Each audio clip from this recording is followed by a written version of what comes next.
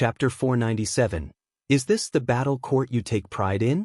Guwen heard Yi Tianji's words but did not take action. He watched Yi Tianji help Long Qing awaken his past life memories.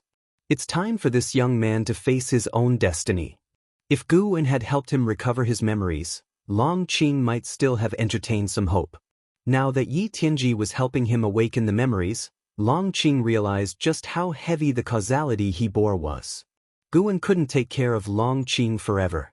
Long Qing was already over 1,000 years old. It was time to face his destiny.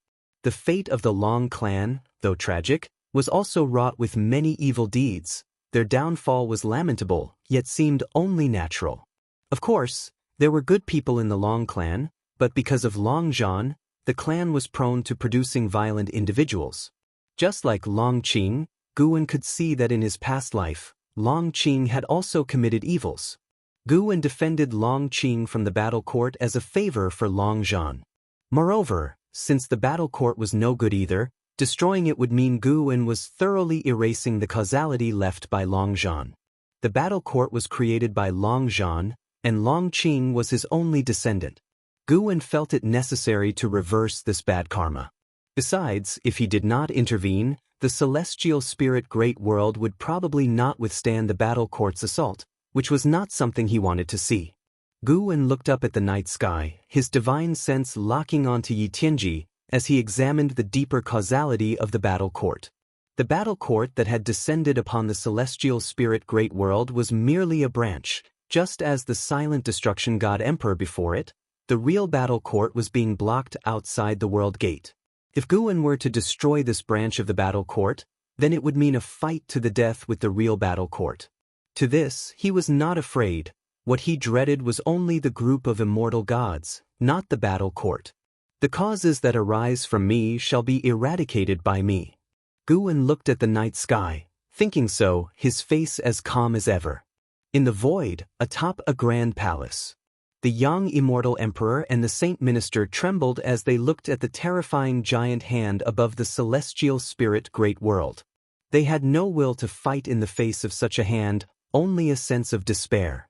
Even though the young immortal emperor had glimpsed such a vision in the celestial Tao Golden Core, when he saw it for real, he was chilled to the bone. How vast was the celestial spirit Great World, yet it seemed insignificant before this colossal hand.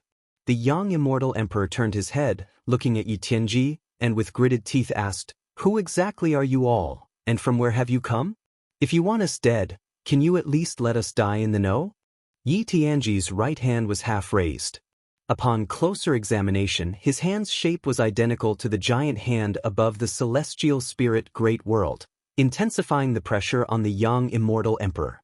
Facing the young immortal emperor's inquiry, Yi Tianji sneered, "Then I shall satisfy your curiosity. We come from the battle court. My name is Yi Tianji, and I possess the power to discern heavenly secrets. The destinies of both of you lay clear before my eyes. You are destined to die, without even the hope of reincarnation." The battle court. The saint minister seemed to remember something, his eyes revealing a horrified expression.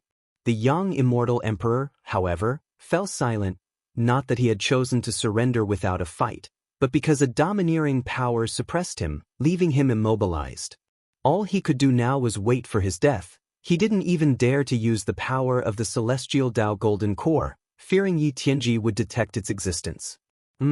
Finally found it. It really was under the care of the supporting Tao Sword Venerable. Yi Tianji suddenly said, redirecting the thoughts of the young immortal emperor and the saint minister.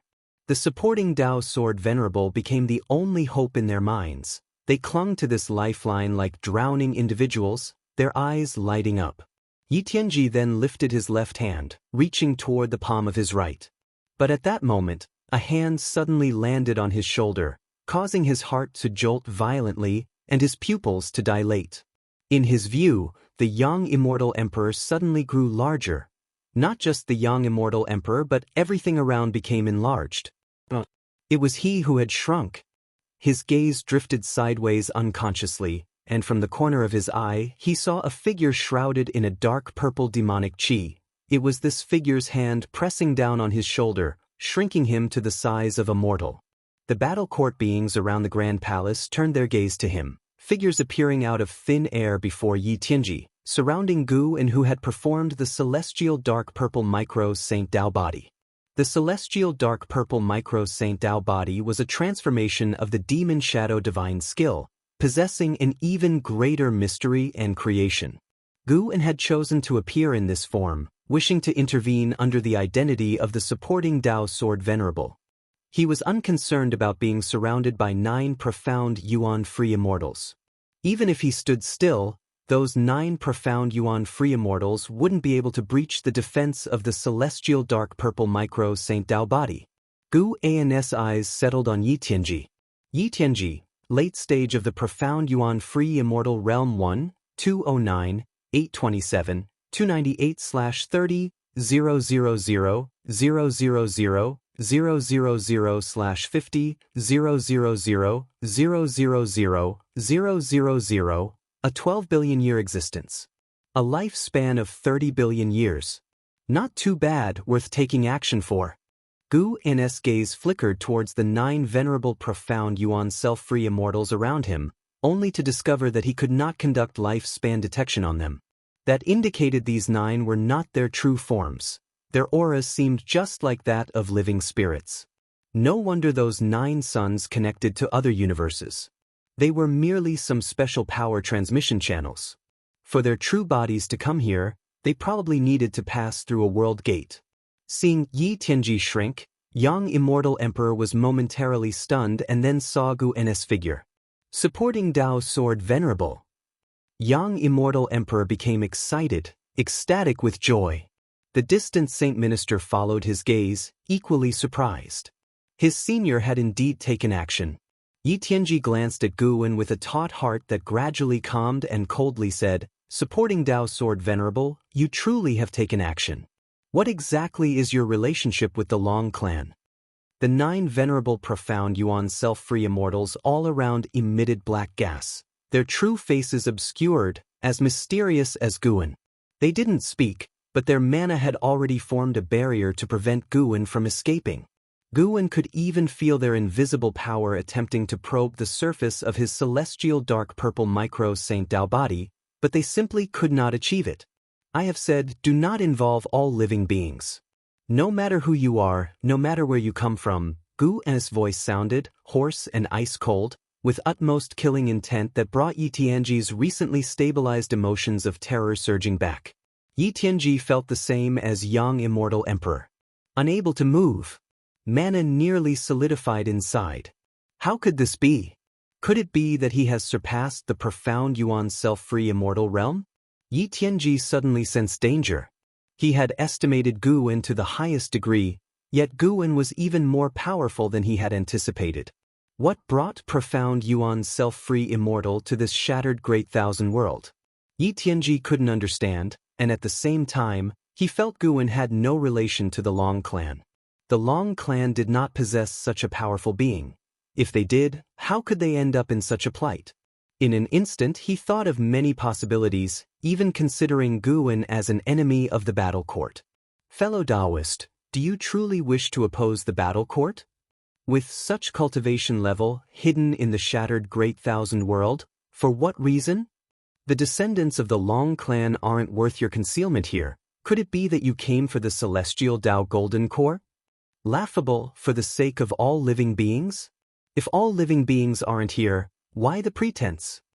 The surrounding 9 venerable profound Yuan self-free immortals spoke in succession, their tones full of hostility. In their view, Guwen did not come to protect all living beings but purely aimed to interfere with the actions of the battle court. Guwen slowly raised his head, looking down upon them. Boom! A golden light burst forth from within him, in an instant scattering the 9 venerable profound Yuan self-free immortals. Dao protecting divine essence.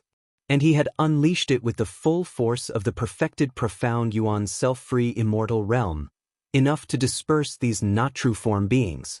The black gas exploded, drifting in front of Yi Tianji, whose pupils suddenly shrank, his face revealing disbelief.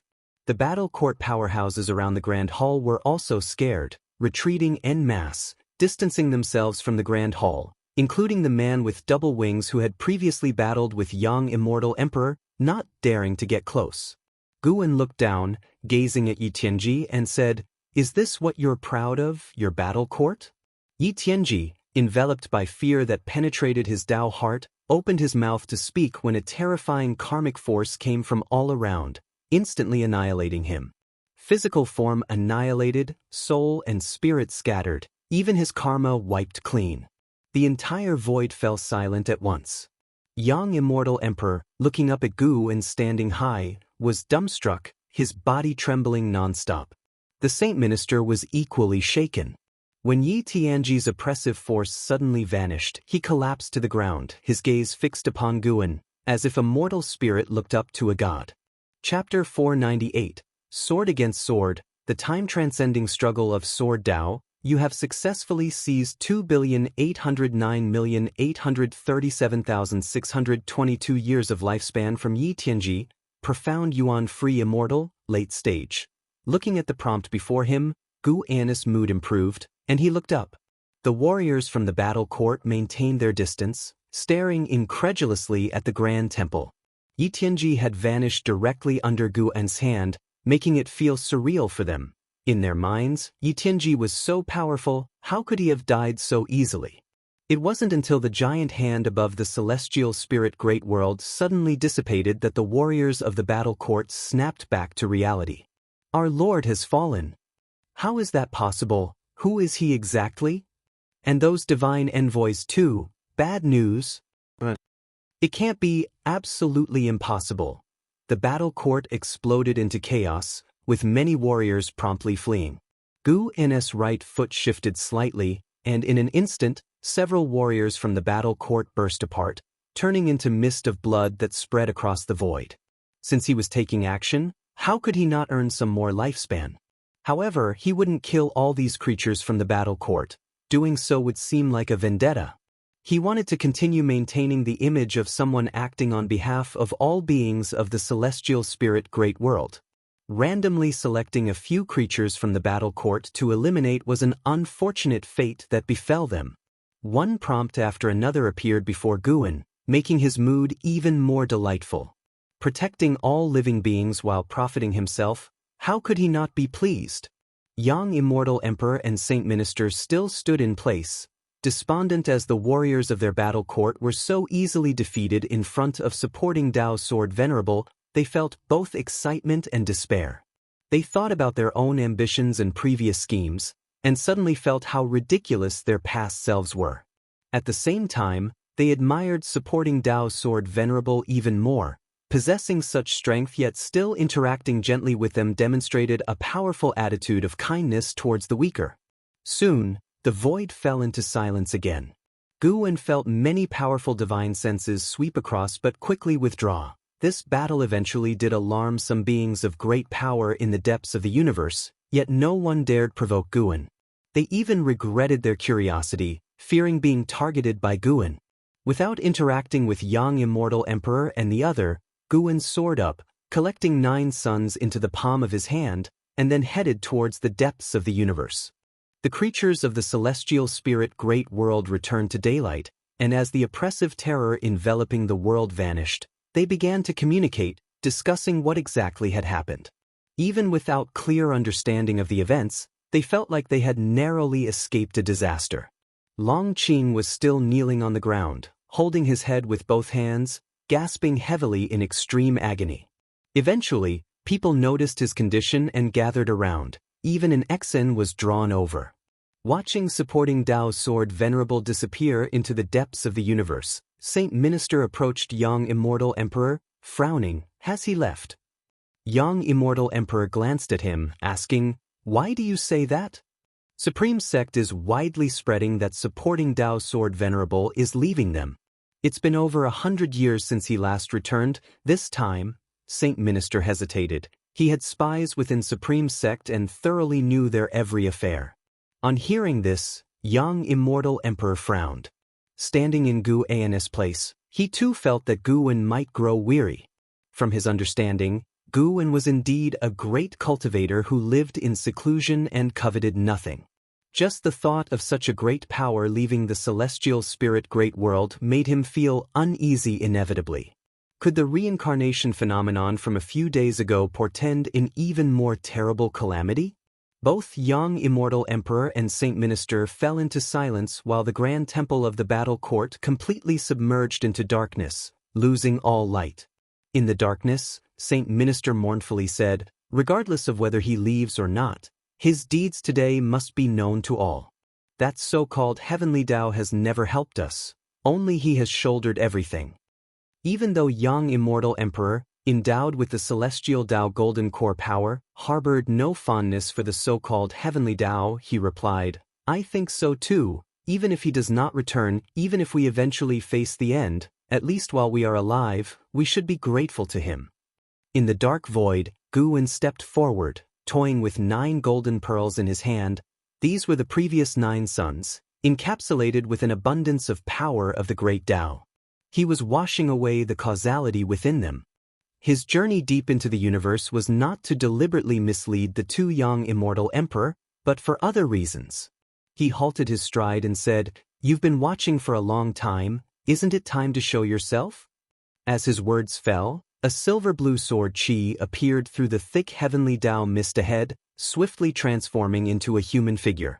This was a man dressed in a blue Taoist robe, with hair white as frost, a crown atop his head resembling a sword scabbard, his back against the darkness, emitting an ancient and vicissitudinous aura. His gaze was exceedingly sharp, standing there like an eternal divine sword, immortal through the ages. Sword God, early stage of heaven encompassing free immortal realm 0/0/0. Age, current lifespan, and maximum lifespan all 0. Either it's a flesh and blood avatar or not a living being, similar in nature to divine exotic ghost king, bereft of lifespan and freedom, bound to some formidable power in exchange for eternal life. Guwen stared at the sword god, feeling somewhat sentimental. This sword god was precisely Yang Xian's disciple, Yang Pingon. Compared to the Yang Pingon of reincarnation memories, this sword god was more vicissitudinous, radiating a twilight aura, yet his sword intent in his eyes was stronger than what Guwen remembered of him. In a sense, Yang Pingon had surpassed Yang Xian, who died only as a profound Yuan-free immortal.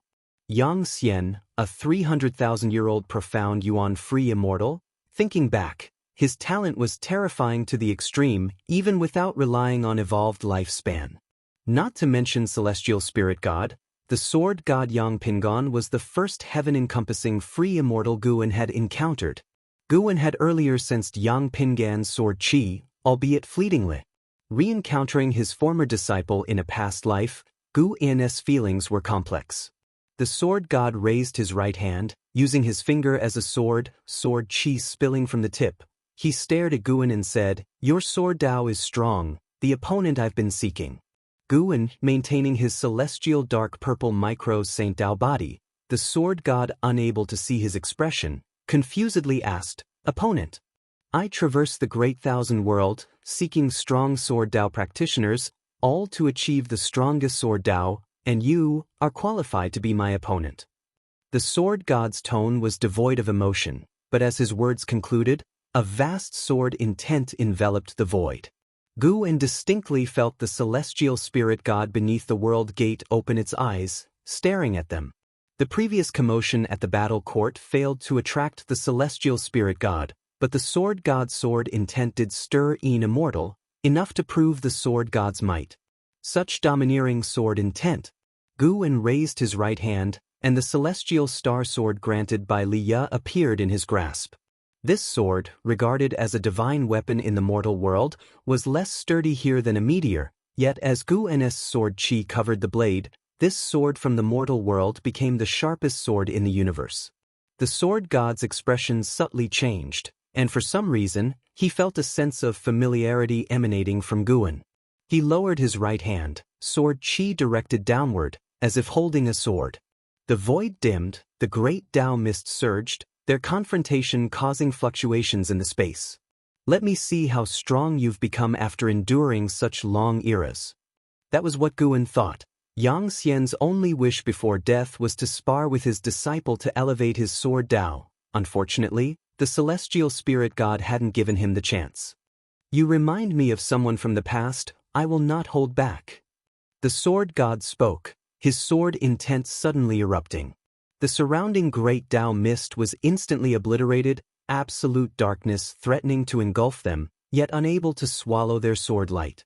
Sword against sword, this was a confrontation of sword Tao across the ages. Chapter 499. Establishing a dojo. When the sword god's sword intent erupted, Guan glimpsed into his past through it. During the lengthy ages, that series of peak sword battles continuously pushed the sword god's sword Tao to even higher levels. After defeating an opponent, he would devour their sword Tao, thereby enhancing his own sword Tao. The sword god raised his right hand, pointing his sword chi at Guan from afar. In an instant, countless sword shadows appeared from the darkness behind him, radiating different sword intents like a starry sky suddenly alight. The vast sword light shone on Guan, yet it could not expel the demonic chi emanating from his celestial dark purple micro Saint Tao body. Guan then raised his sword, pointing the celestial star sword directly at the sword god. As he lifted his sword, an incredibly grandiose silver sword shadow appeared behind him, rapidly solidifying, colossal as the heavens and the earth. If one were to move the celestial spirit great world over, they would find it to be only half as long as this sword. Eternal infinite divine sword. The ultimate swordsmanship evolved from the Li family swordsmanship. Guan did not use Xianxia's sacred heart sword Tao, fearing the sword god would recognize it. Even without the sacred heart sword Tao, he was confident he could defeat the sword god. Even if they were at the same realm.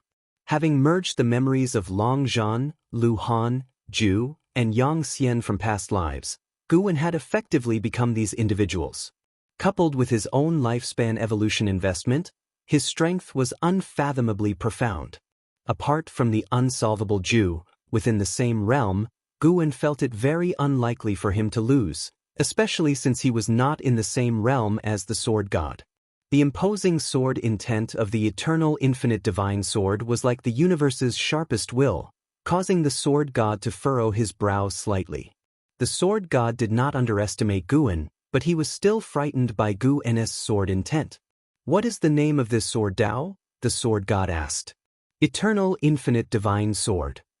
Guan pointed his sword at him, and the eternal infinite divine sword in its state of simplicity and truth burst forth with a dazzling bright light, illuminating half the universe's void. After the sword god muttered, "Eternal infinite divine sword," he promptly waved his hand, and his sword chi slashed out. The endless sword shadows behind him also erupted into vast sword chi, sweeping toward Guan. Meanwhile, the celestial spirit great world had just regained sunlight and began to tremble, and the beings who had survived the calamity were once again startled, particularly the sword cultivators of the world and the Jianghu swordsmen, whose swords buzzed ceaselessly as if ready to unsheathe at any moment. Zhu Luo sword monarch, who was pondering the theory of heaven, looked up in disbelief. What a domineering sword Tao, and there are actually two, he murmured to himself. His divine sense quickly reached out into the universe, but his divine sense retracted soon after, and his right hand followed to clutch his chest. His sword Tao had rebounded. Had his reaction not been fast enough, his sword Tao might very well have disintegrated. Though he could not see the figures of Guan and the sword god, he could only see the two vast sword Taos. Even without seeing the masters of the sword Taos, Zhu Luo sword monarch guessed. It must be the supporting Tao sword venerable and the sword god. He had previously guessed that the sword god had come to this universe, but now that the two were actually clashing, he was again astonished. What level of achievement in sword Tao was needed to possess such vast momentum? The celestial phenomenon lasted for less than 10 breaths, and the heavens and earth quickly returned to calm. However, the beings did not dare take it lightly and remained tense, fearing a greater catastrophe might descend. Elsewhere, in the woods, Guan sat on a rock by the stream, pulling up his attribute panel. Name, Guan, lifespan, 2, 144/7, 907, 228, 501, physique, primordial infinite body, cultivation level, innate golden immortal realm perfection, 79 billion years of lifespan. Before today, his lifespan had only been 1 billion years, and now it had soared by 78 billion years in one breath. Thanks to the battle court. Guwen felt grateful in his heart. It was still through killing enemies that lifespan came quickly.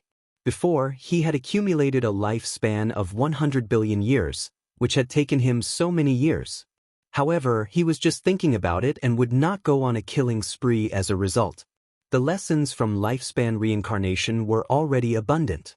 The reason he could grow steadily to this day was that he had concealed his ability to seize lifespan. He even suspected that Silent Destruction God Emperor was so obsessed with the Long clan precisely because Long Zhan grew stronger through slaughter. Perhaps the Silent Destruction God Emperor thought that members of the Long clan could rapidly become stronger through killing, which was why he continuously possessed the descendants of the Long clan. Guwen then thought of the sword god he had just clashed with. To prevent his identity from being exposed, Guwen had severely injured the sword god.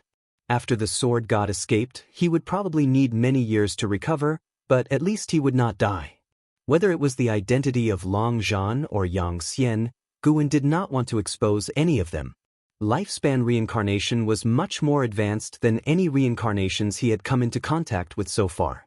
Lifespan reincarnation could project into the past, the future, and even alter destiny, which was terrifying. Should this matter be exposed, Guwen would undoubtedly attract the wariness of more powerful beings. He saw the sword god enter the river of Sword Dao and disappear.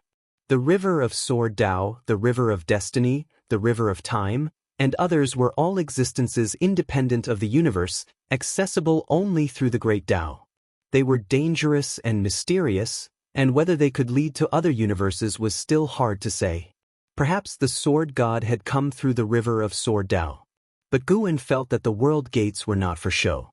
To cross universes, one always had to get past the celestial spirit god. Time passed quickly in Guwen's thoughts. An hour later, all the beings of heaven and earth finally relaxed. Although they did not know what had happened, the return of tranquility to the world was a good thing. After a little less than half an hour, Xiaoyang and his 4 companions finally arrived at the agreed-upon location. When they saw Guwen, they were all pleasantly surprised and immediately rushed over. 3 youths burst into tears on the spot, having been scared out of their wits by the sudden darkness that had fallen over the world. Guwen watched them with a smile and did not comfort them, letting them vent on their own. Xiaoyang turned to Guwen and asked, "Immortal, do you know why the skies suddenly darkened earlier?" Guwen shook his head and said, "How would I know? I only know a little about the art of immortal cultivation." "You really think I'm an immortal? This world is much bigger than you think. It will be more interesting for you to explore on your own than to ask me." Upon hearing this, Xiaoyang fell into endless daydreams. Once they had calmed down, Guwen began to teach them the method of qi refinement. The talents of these 5 were not bad. In less than half a day, all had cultivated a thread of spiritual power. It was not until evening that Guwen let them go back.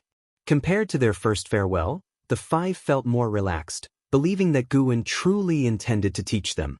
After watching them disappear into the depths of the forest, Guwen headed in the opposite direction.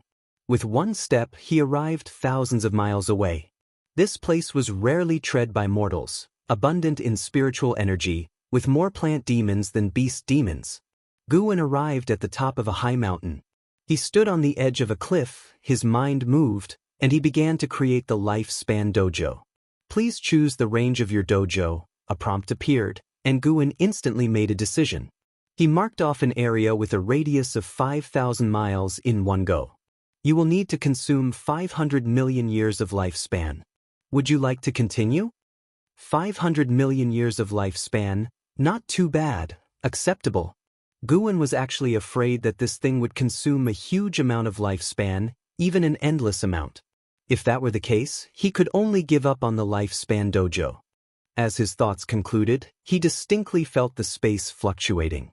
At the same time, a vast amount of memories flooded into his mind. He could control everything in the dojo as easily as he could his own hands. Moreover, he needed to store lifespans in the dojo to fend off powerful enemies. The maximum defensive strength of the dojo equaled his cultivation level, and with each assault it encountered, a corresponding amount of lifespan would be deducted. Guwen hesitated for a moment before storing 10 billion years of lifespan in the dojo. In the celestial spirit great world, there would be no one capable of attacking his dojo. The reason he stored 10 billion years of lifespan was just in case. Chapter 500. The person who should not exist, Celestial Court. After establishing the dojo, Guwen immediately teleported the world-excluding cave heaven into place, setting it underground. The dojo was a spherical space, buried in the soil, reaching up to the sky. Guwen deliberately placed most of the space beneath the ground, so the underground area was larger than that above. After moving the world-excluding cave heaven, he didn't proceed to relocate the 8 scenic cave heavens but instead called out the 3 celestial demon child sisters.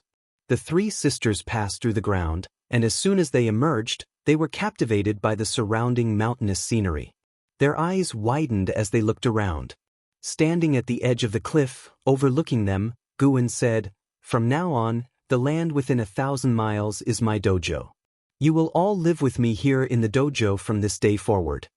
Upon hearing this, the 3 sisters were overjoyed, as they could finally live with Guwen every day. "In a few days, others will come. You won't be alone. If you wish to go out for a walk, I won't stop you, just don't go too far." Guwen's next words piqued their curiosity even more. For over 2,000 years, they hadn't met any other beings, but now they eagerly anticipated meeting new people. The 3 sisters immediately flew to Guwen's side, chirping away with endless questions. Guwen answered patiently, his face brimming with smiles. Seeing them so happy made him feel content as well. 15 billion years of lifespan had not been spent in vain.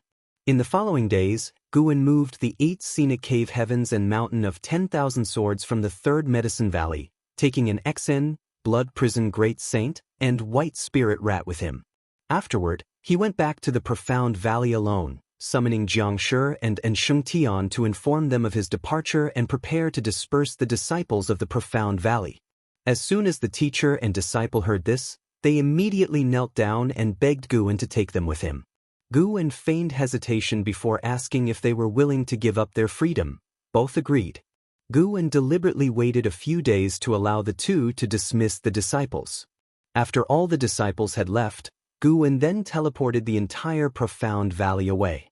Supporting Dao's sword Venerable had departed.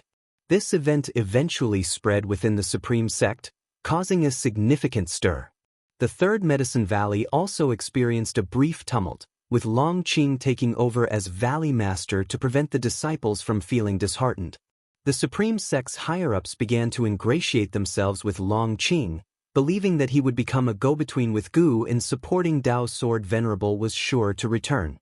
Meanwhile, the Holy Court and Immortal Dynasty announced the truth about the calamity from a few days prior to all the world's people. The words, "Battle Court," spread rapidly, and supporting Dao's sword Venerable's merits were widely publicized. In this era where the heavenly Dao was the ultimate truth, the name supporting Dao's sword Venerable made beings feel it was even stronger and more trustworthy than the heavenly Dao for the first time. One evening, Shenzhen stood on the cliff, gazing at the still bustling 3rd Medicine Valley with her eyebrows furrowed and eyes filled with grievances. Beneath her veil, she bit her lip, silent. "What are you thinking about?" A familiar voice came from behind, startling Shenzhen as she swiftly turned around. Upon seeing Guwen, her eyes sparkled with surprise. How are you here?" Shenzhen began to express her joy, but she held back, asking with a scoffing tone instead. Guwen smiled inquisitively, "I feel my dojo lacks a scribe. Without her writing, the dojo would be quite dull. Would you like to come?" Shenzhen's eyes immediately crinkled in laughter. She put her hands on her hips and asked, "You still have a dojo? Aren't you leaving this great heaven and earth?" "Yes, I am leaving far, far away. Would you like to come with me? If you're unwilling, I won't insist." Guwen was amused by her posture. He could hear her heart speaking. The girl felt greatly wronged internally. She even muttered some things that gave him goosebumps.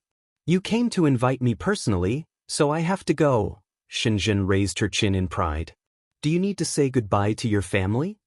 "Forget it, I've been away for 2,000 years. Our bond has long since been severed. They haven't written to me in 1,000 years.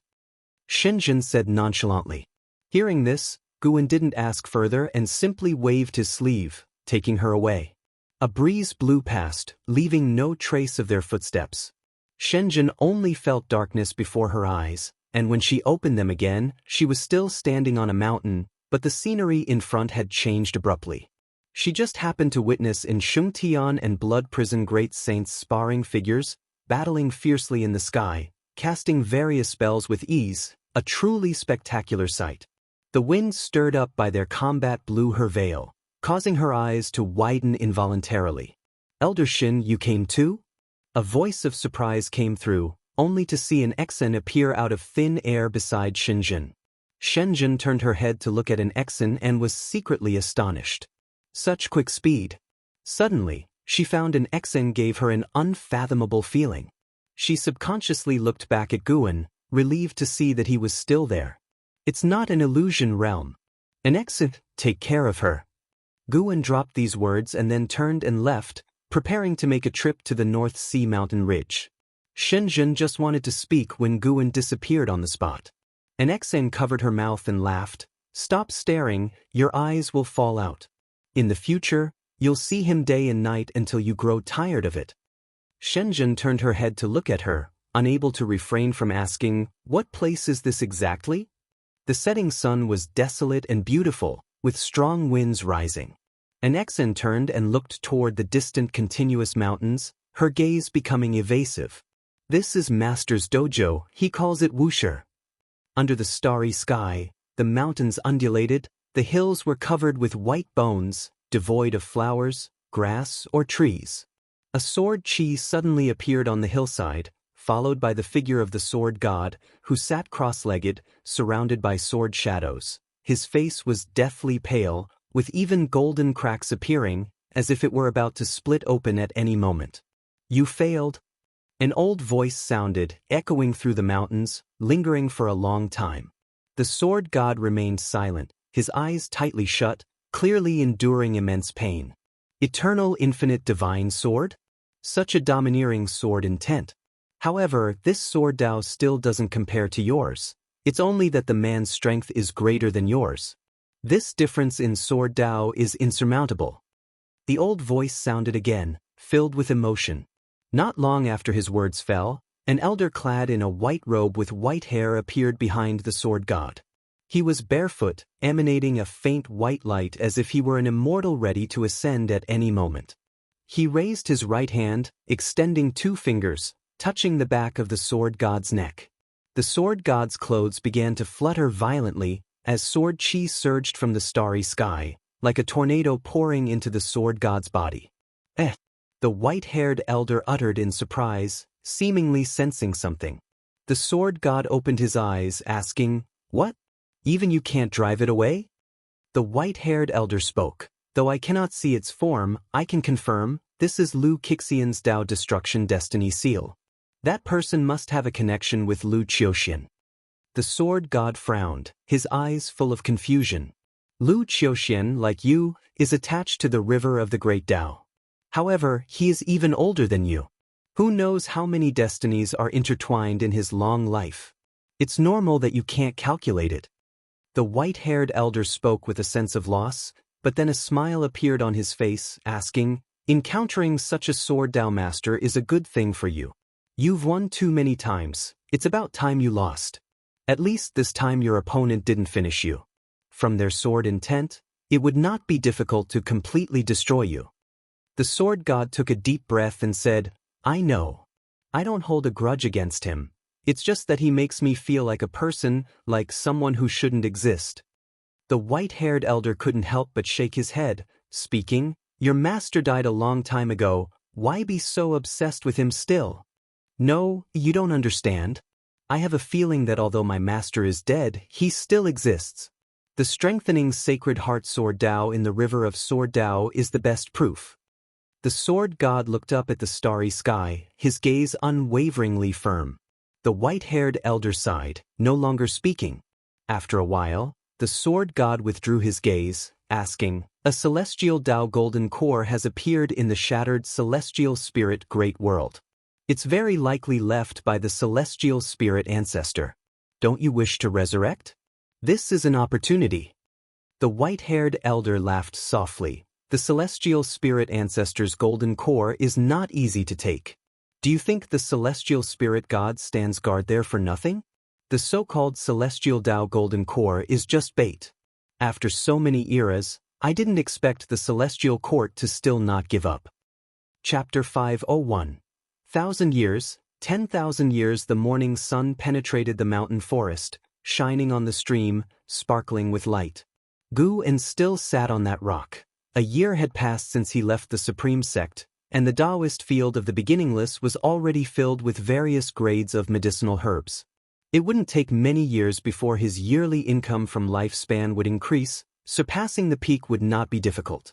And Xian, Xinjian, and others also began to cultivate in seclusion, and Gu-en taught Xiaoyang and the other 4 each day outside the dojo. Xiaoyang and his group had to climb mountains and wade through waters back and forth every day. Initially, it was very tough, but after a year of cultivation, they had grown accustomed to it, even considering this journey as part of their cultivation. While waiting for them, Gu-en was watching Zhenqin. Since Yi Lan passed away, Zhenqin had been continuously gaining experience and opportunities outside, yet, regrettably, she was still about to face her life's limit. And she was still a long way from reaching the Nirvana realm. Zhenqin seemed to sense her celestial mandate, preparing to take revenge on the ghost mother of ephemera. The death of Su Han had always been a thorn in Zhenqin's heart. Her reason to cultivate was also to avenge her senior brother. Su Han, oh Su Han, you thought you were being kind, but have you ever considered that due to your kindness, your junior sister would carry a millennium of vengeance until her death? Gu-en murmured to himself, lamenting human nature and fate. Su Han's corpse had long been moved by him from the Nianchu cave mansion to the world-excluding cave heaven, currently resting in a cave within the dojo. His soul had gone with the reincarnation long ago, but since his corpse was well preserved, Gu-en could use causality to seek his reincarnated soul. He hadn't wanted to do so, but seeing that Zhenqin was about to reach her end, he was considering whether to fulfill his disciple's regret. Just as Gu-en was pondering this, a piercing sound came. Young Xiaoyang, a year older, charged forward with a wooden sword, swooping like a bird through the forest. Gu-en raised his hand, circled around his own neck, and caught the tip of the wooden sword between his fingers.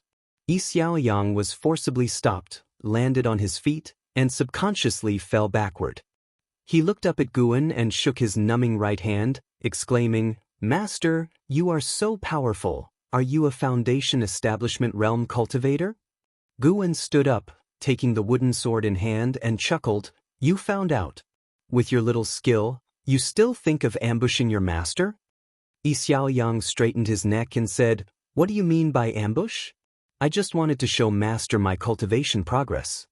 At that time, the other 4 also arrived. Bowing to Gu-en taught them not only cultivation techniques but also proper etiquette and the principles of conducting oneself.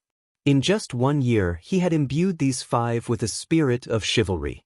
Even with their cultivation levels and spells, the 5 did not bully the common people.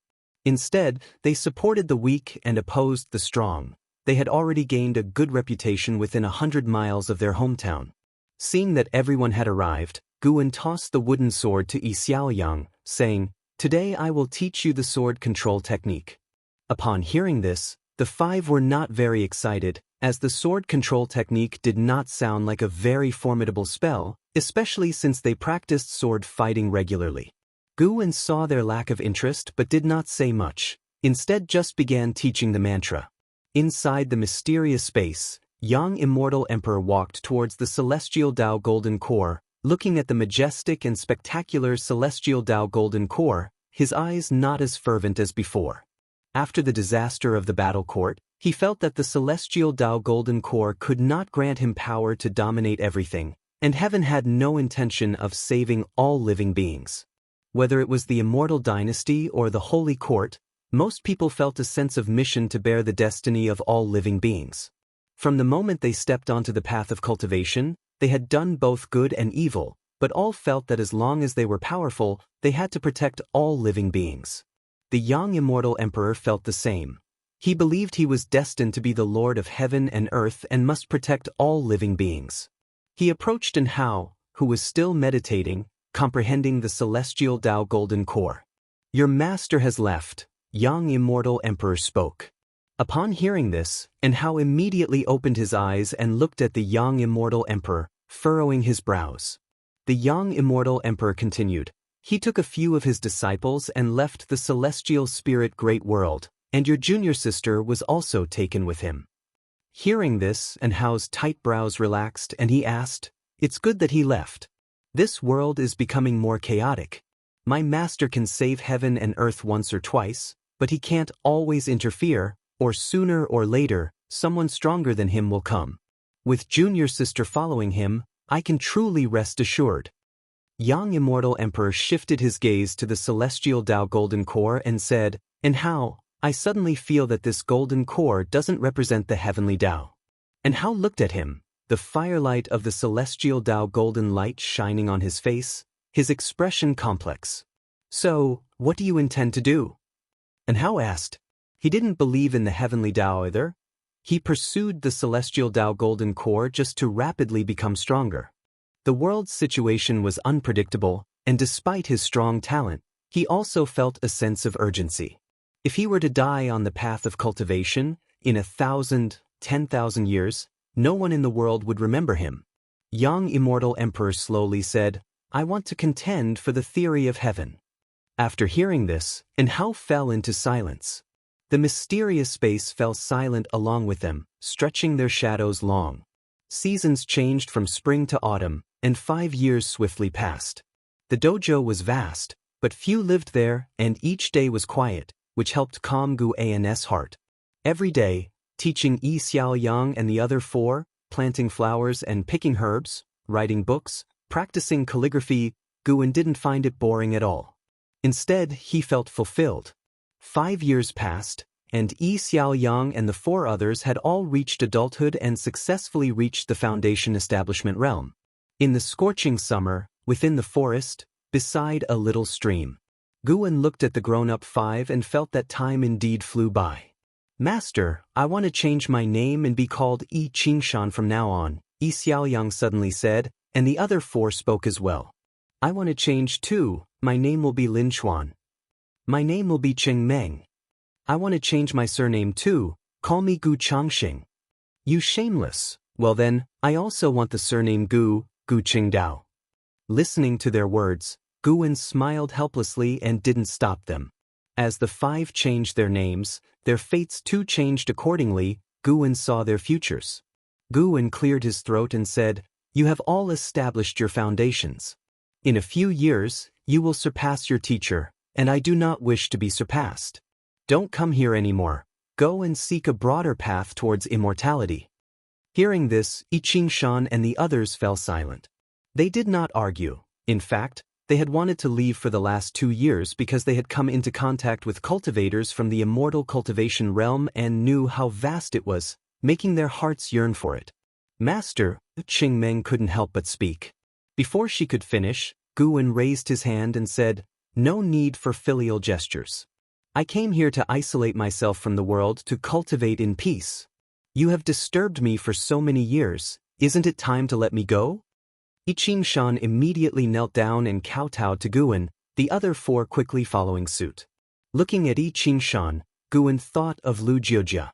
Lu Jiujia's figure merged with Yi Xiaoyang's, transforming into a new person. Guan was not sad. He smiled and accepted their kowtows. Yi Qingshan stood up and said, "Once a teacher, forever a father. When we ascend to immortality and achieve the Tao, we will definitely come back to repay you." The others promised as well, and Guan waved them off with feigned impatience. The 5 bowed and took their leave. A few steps later, Yi Qingshan could not help but look back, just as he did the first time he parted from Guan. He saw Guan under the shade of the trees, the feeling of reluctance from his youth resurfacing. Now, stronger than he was 6 years ago, he was not swayed by emotions, quickly turning back to disappear into the woods with his companions. Guan stretched his arms and yawned. Twisting his neck, he said, "Finally sent them off. See you in 1,000 years." He turned and walked in another direction through the forest. Just as he stepped over the stream, a plump white spirit rat dashed out. It quickly shrank in size and landed on Gu An's shoulder. "Master, are those 5 your disciples?" the white spirit rat asked curiously, still with the voice of a young boy. Guan laughed and said, "Of course they are. Why do you ask? You only taught them for a few years before sending them away. I thought they were like the disciples from the Third Medicine Valley or Profound Valley. They will come back. They will accompany us for 1,000, 10,000 years, and you will have to be their support." "Really?" The white spirit rat widened its eyes in surprise. Chapter 502 Once yearned for dark clouds cloaked the sky, and a drizzle fell unceasingly. Between the mountains, trees were toppled. Pits and holes covered the landscape, reeking of the burnt aftermath that extended for 100 miles, a testament to the battle that had occurred. At this moment, 3 women stood in a standoff: Zhenqin, Xianxia, and the ghost mother of Ephemera, each bearing injuries. The ghost mother of Ephemera, with disheveled hair, stood amidst the wreckage, her face smeared with blood as she scanned her surroundings, trapped by an array of 8 flags. Outside the formation, Jiang Qiong hovered in the air. Her injuries were not as severe as the ghost mother's, but her heaving chest betrayed her exhaustion. Zhenqin stood atop a cliff, wielding a treasure sword, surrounded by spinning blades that glittered with golden light. She looked down at the ghost mother of Ephemera with a gaze cold as ice. The ghost mother of Ephemera turned to Jiang Qiong and gritted her teeth. "Sect leader, after I have supported you for so many years, do you truly intend to help an outsider kill me?" Jiang Qiong sneered back. "How do you know that she is an outsider, and you are not?" The ghost mother of Ephemera took a deep breath and said, "Aren't you afraid of the supporting Dao Sword Venerable's return? Don't you know that she is the supporting Dao Sword Venerable's disciple?" Faced with Jiang Qiong's mockery, the ghost mother of Ephemera fell silent. Zhenqin raised her sword and declared, "Ghost mother of Ephemera, today I shall avenge my senior brother Su Han." Upon hearing the name Su Han, the face of the ghost mother of Ephemera did not change. She lowered her head, seemingly resigned to her fate. Immediately, Jiang Qiong cast a spell. The flags around the formation fluttered violently, whipping up a fierce wind that stirred chains of cyan to bind the ghost mother of Ephemera, who did not resist. Zhenqin charged into the formation, her sword slashing through, its frosty light shattering the forest. With one slash, blood spurted and the head of the ghost mother of Ephemera floated into the air. Zhenqin stood behind the ghost mother of Ephemera, slowly straightening up. She turned her head and saw not only blood spurting from her neck but also flames of a golden blaze. The soul of the ghost mother of Ephemera emerged, unable to escape from her severed neck. Zhenqin, looking upon this, felt no joy, only a sense of relief followed by an overwhelming fatigue. Years had passed, and she no longer hated the ghost mother of Ephemera. Avenging Su Han had become her obsession. Jiang Qiong descended from the sky, looking at the golden flames at the neck of the ghost mother. She clucked in wonder, "Are you trying to make her soul disperse? Where did you learn such an evil skill?" Zhenqin, devoid of expression, replied, "To deal with an evil demon, one naturally uses evil methods." The soul of the ghost mother of Ephemera struggled in agony, silent, but her twisting form was horrifying to behold. A breeze passed, scattering the golden flames around her neck, which alarmed both Zhenqin and Jiang Qiong, prompting them to instinctively look around. "Let's end it here. This life's grievances have been settled." A voice sounded, and upon hearing it, Zhenqin stopped mid-sentence. This voice belonged to Gu, and Jiang Qiong showed surprise and looked around in search of Guan. The soul of the ghost mother of Ephemera flew out from her corpse. Zhenqin's sword was no ordinary sword. Its slash severed all her lifelines, leaving her either to find a new vessel or wait for reincarnation. Her soul knelt beside her body, as if paying homage to Guan. "You have 2 choices." Gu An's voice spoke again, detached as if a god spoke. "Reincarnation, to let go of this life's karma and start anew the next life, or redemption, to lose your freedom and continue living." The ghost mother hailed from the Ephemera sect. Though not affiliated with the Ephemera sect that caused chaos in the Taizong continent, She had harmed many in her lifetime, Su Han being only one. Even when she founded the Gathering Flower sect, she resorted to wicked methods. The reason why Guan offered her a choice was that, at her core, she believed she acted for the supporting Dao Sword Venerable, that she belonged to him. After following the Sword Venerable, she had indeed restrained her methods and attempted to incline towards goodness. Guan did not wholly shield her, not just because of Su Han, as Su Han had long since severed ties with him, but because she genuinely had committed evils. Stopping evil actions did not erase past deeds like smoke. One must bear the consequences of their choices.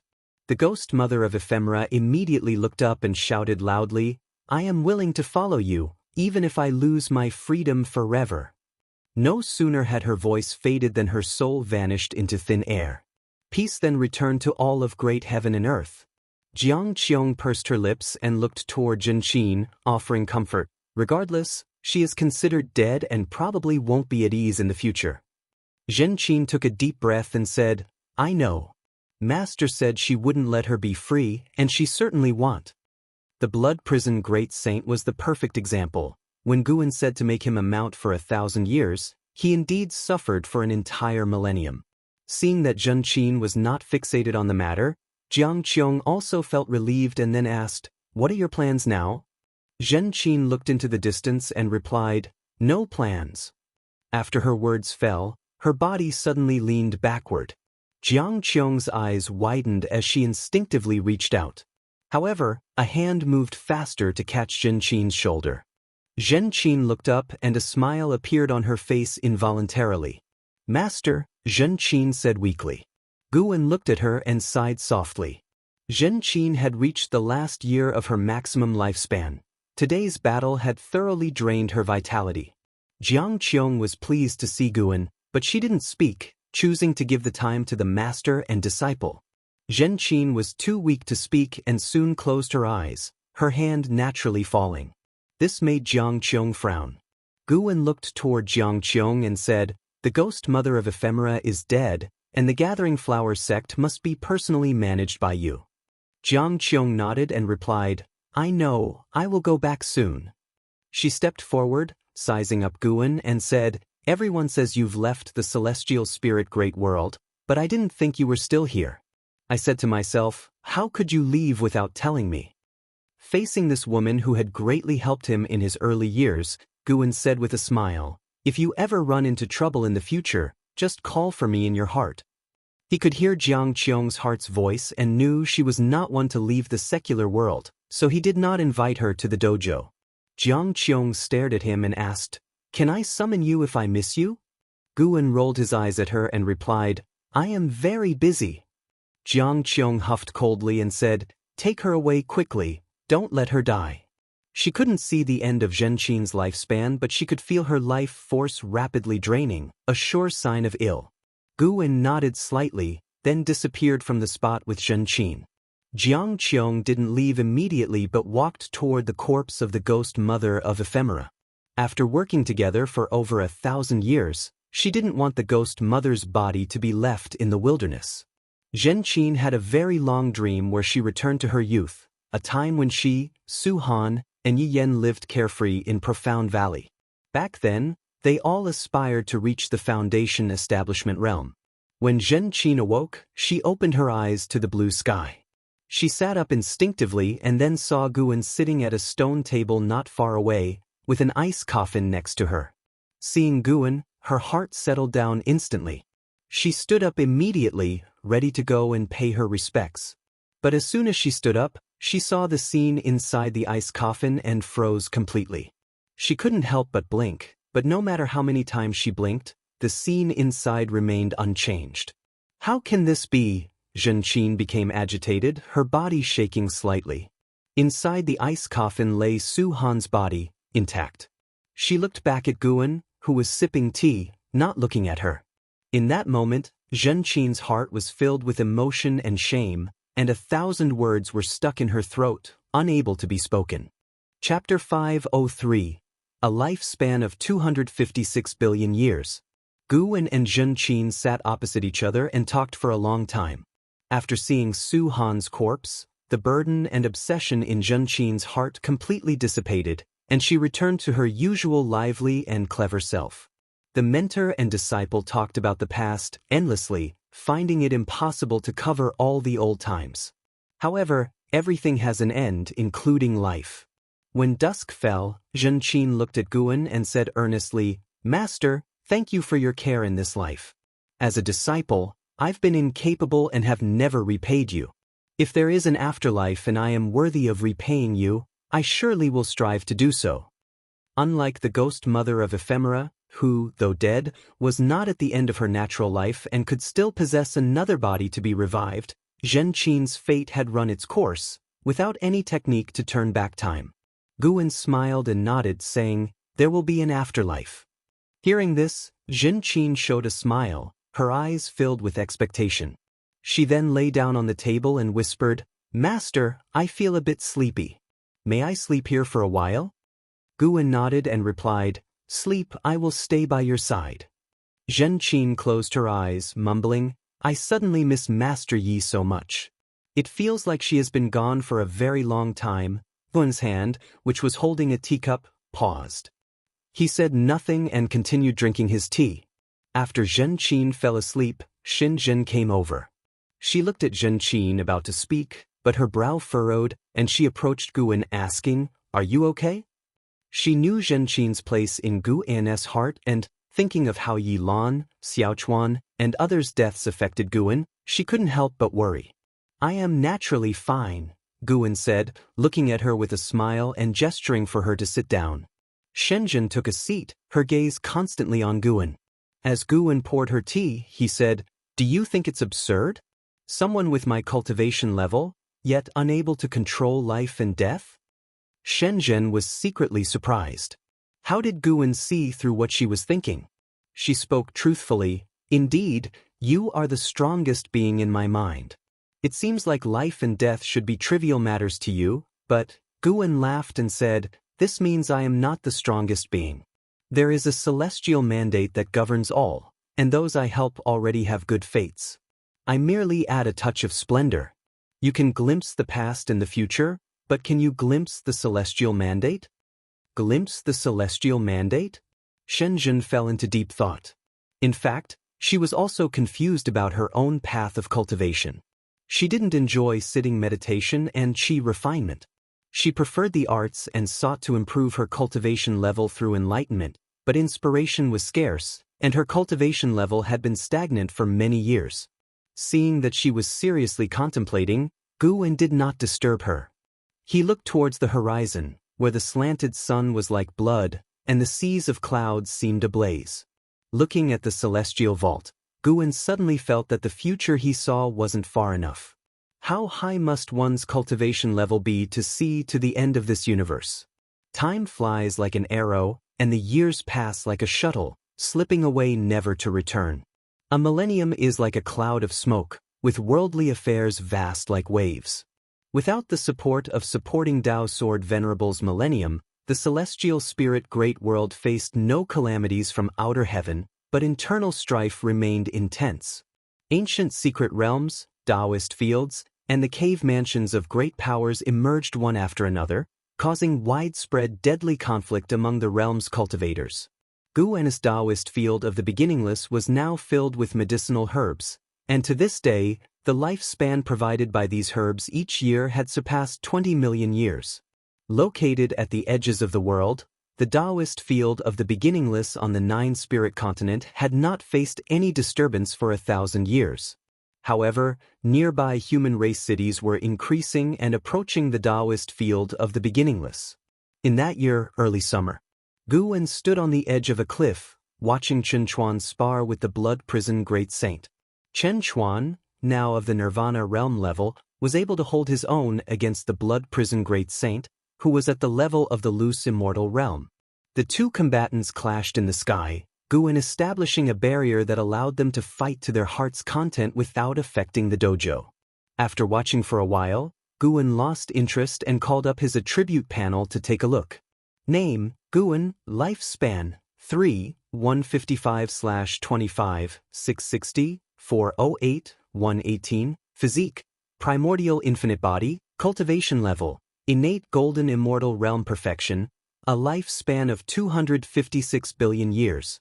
Guwen planned to break through after reaching a lifespan of 100 billion years.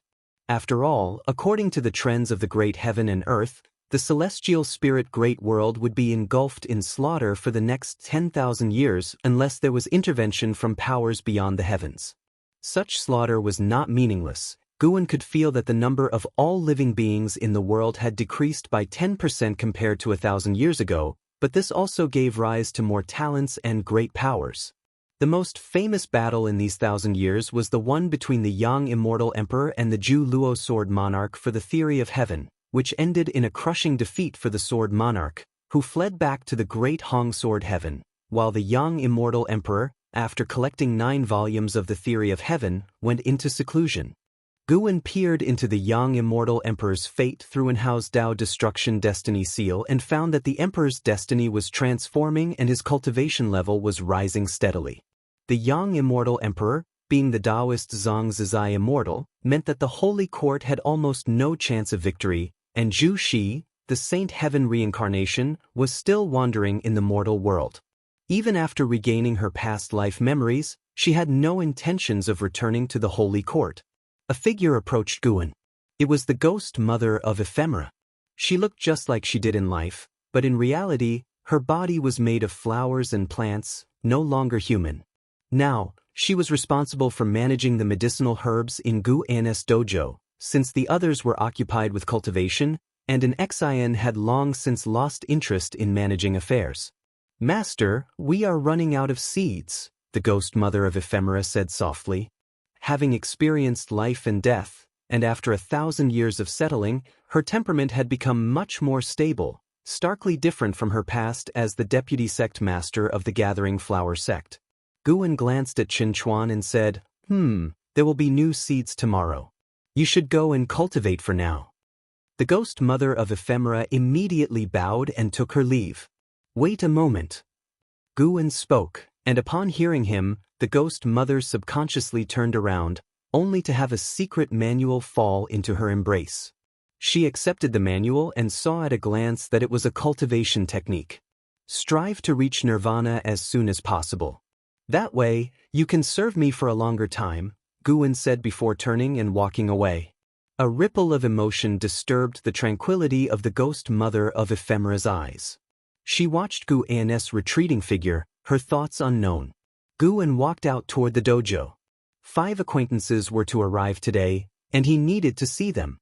The 5 acquaintances were Yi Qingshan and the others, whom Guwen had taken as disciples because Yi Qingshan was the reincarnation of Lu Jiujia. After 1,000 years of adventure and countless trials, fortunately, all 5 were still alive. They had encountered an invincible adversary and had to return to their homeland. Guwen could overhear their conversation. These friends were contemplating establishing a sect in their hometown to cultivate their own power and to benefit the locals. Although the relatives they remembered were no longer alive, the land had not changed. Guwen listened as these 5 discussed their past experiences of cultivating with him, and Gu Changxing, that youngster, was actually sentimental, wondering if his master was still alive. All 5 believed that Guwen had passed away, for in their memory, Guwen was merely a Foundation establishment realm cultivator. Unless they faced a cultivation crisis or had stirred up enemies, why would anyone seek such a secluded place to hide? At the very least, it indicated that Guwen had no mighty background or extraordinary talent. Reflecting on their master, they felt regret, wishing they had had the chance to repay him. Chapter 504. Never Give Up in the Woods. Yi Qingshan, Lin Chuan, Cheng Meng, Gu Changxing, and Gu Chengdao moved forward while chatting, looking at the forest which felt both familiar and strange to them. They talked about the past millennium with deep emotion. Suddenly, Cheng Meng said, "Do you think it's possible that Master is still alive?" At these words, the other 4 fell silent. Of course, they wished Guwen were alive, but when they had left, the Master was still a cultivator at the Foundation establishment realm. Judging by the cultivation speed he described, it seemed highly unlikely he could survive 1,000 years. Unless, of course, the Master had deceived them. After all, they had never truly understood his cultivation level. Isn't finding him one of the reasons for our return? Gu Chengdao, the youngest yet most composed of the five, spoke up. He always felt that their master was not like ordinary people. After roaming the great heaven and earth for 1,000 years and witnessing countless exceptional individuals, he still felt his master was in no way inferior to any of them.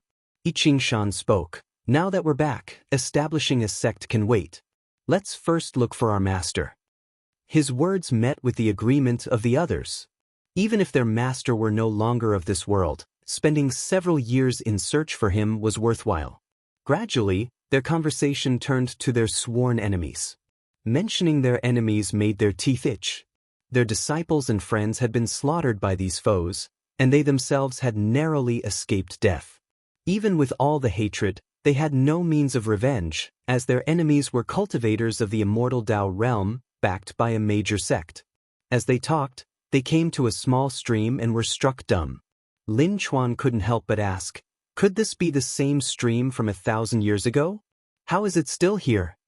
Xianxia was somewhat bewildered, responding, a millennium isn't enough for the great heaven and earth to undergo massive change, especially since there hasn't been sect conflict or demon mischief around here. Naturally, there wouldn't be much alteration. They looked around, recalling the past intricacies of their lives.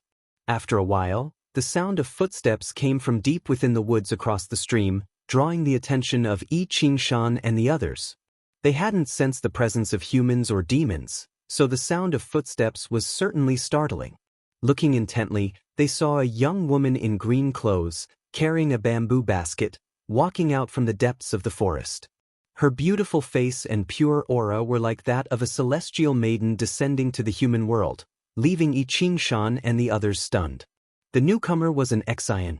1,000 years had passed, and an Xian had entered the Nirvana realm, her aura transcending the ordinary, while Xianxia and the others were still stuck at the Mahayana realm, unable to find the opportunity for Nirvana. An Xian stood before the stream, smiling at them, awakening them from their reverie as they hurriedly bowed and made a fist-in-palm salute. Senior, I am Xianxia. 1,000 years ago, I cultivated here for several years. We have now returned in hopes of finding our master. Have we perhaps offended you in any way? Xianxia spoke first. After all, if someone had claimed this area over the past millennium, they would have no choice but to leave. He couldn't fathom Enzin's cultivation level. Thus, he was sure she was an entity of the Immortal Dao realm. Even just being a great cultivator at the lowest Nirvana realm would be far beyond their ability to provoke. An Xian laughed. I have been cultivating here for 1,000 years. Could your master's surname be Gu and his given name? At her words, the five displayed great surprise and answered affirmatively, eagerly inquiring about Gu N's relationship with her. An Xian answered, I have indeed met him. He is currently in closed-door cultivation. I have established a dojo in this area. I share a deep connection with him, so if you need assistance in the future, feel free to reach out to me. Hearing that their master was in closed-door cultivation, the five were overjoyed, thanking an Xian for her kindness. Xianxia wanted to ask more about Gu An's situation, but an Xian shook her head, saying no more, and he could only let the matter rest. Senior, we wish to establish a sect nearby to aid mortals in their immortal cultivation. Will we be disturbing you? Cheng Meng asked cautiously. An Xian lifted her hand, pointing to the stream before them. As long as your sect does not cross the stream, you won't be causing a disturbance. Gu Wen had informed her that Xianxia was the reincarnation of Lu Jiujia, so she also anticipated what kind of sect Xianxia would establish. Upon hearing Enzin's response, all five felt completely relieved. An Xian turned and walked back the way she had come, leaving them with parting words. The great Tao is long. Do not become blinded by hatred. Your own cultivation is what matters most. These words startled the five, and they remained shocked until an Xian vanished from their sight. Only then did they come back to their senses. Gu Changxing asked carefully, did she overhear our conversation or did she divine it? It is said that a great power of the Immortal Dao can look at a person and know their past and future. Xianxia took a deep breath and said, she must have deduced it. Perhaps our master came here originally in search of her. The other four also felt this made sense and held an Xian in even greater awe. They didn't linger any longer and turned to leave. Now that they were certain their master was still alive, they could begin their own plans. On the other side, an Xian walked deeper into the woods, and when she saw Gu En's figure, a smile appeared on her face. She quickened her pace, abandoning the demeanor of a celestial maiden and adopted the lively, joyful posture of a young girl. "Master, how did I do?" An Xian asked proudly as she arrived in front of Gu En stood in front of the bushes, a butterfly perching on his right hand. He stared at the butterfly and said softly, "Not bad, you have a third of my charm." An Xian became even more proud and curiously asked, "Master, aren't you afraid they might establish another supreme sect?" Gu En replied, "As long as we remain in the celestial spirit great world and continue to interact with others, such things are inevitable. Let them be. At least for the sects they create, we have no responsibility to protect them. The prosperity they create can also serve as entertainment for you when you are bored, and experiencing fate and encounters among the mortal realm is also a form of cultivation." He lifted his right hand, and the butterfly flew away. Then he and an Xian headed toward the Taoist field of the beginningless. That makes sense. Being in seclusion for too long can indeed become dull. However, I've agreed to spar with Celestial Demon Child in 100 years. I certainly don't want to lose to her again, said an Xian as she followed beside Gu En. She got along very well with Celestial Demon Child. Their rivalry was healthy, spurring each other on. No matter who won or lost, neither would take it lightly. "She told me the same thing," Gu En said with a smile. There weren't many people in the Taoist field of the beginningless, but none of them were the quiet type. He thoroughly enjoyed the lifestyle there. When bored, he could visit Immortal Seeking Island or Human World Peak, or venture elsewhere. There was always a destination. Leaving the Supreme Sect didn't mean he was cut off from the world. The master and disciple chatted casually as they walked back to the dojo. On the other side, deep in the cosmos, a majestic world gate stood in the void, as if at the center of the universe, radiating an endless ancient aura. A fluctuation emerged from within the gate, and a figure stepped out. This was a man in black, enveloped in a crimson aura, his head adorned with a crown resembling a mystical beast, and a belt embedded with dragon scales. He radiated a powerful presence. After stepping through the world gate, his gaze fell upon a figure beside it. He turned and saluted, "Senior, it has been many years. Are you well?" The figure he addressed was none other than the Celestial Spirit God. The Celestial Spirit God shone with intense brightness, its shape visible but its visage unseen. It seems the battle court is determined to continue this conflict, the Celestial Spirit God said, its tone indifferent. The man in black cracked a smile and said, "There's no choice. The karma between us and the Long clan is too deep, irreconcilable." The Celestial Spirit God did not respond, and silence fell over the void. After a moment's hesitation, the man in black asked, "Senior, if the Celestial Court were to reappear in the human world, would you consider returning?" As soon as he finished speaking, his expression changed drastically, and he trembled all over.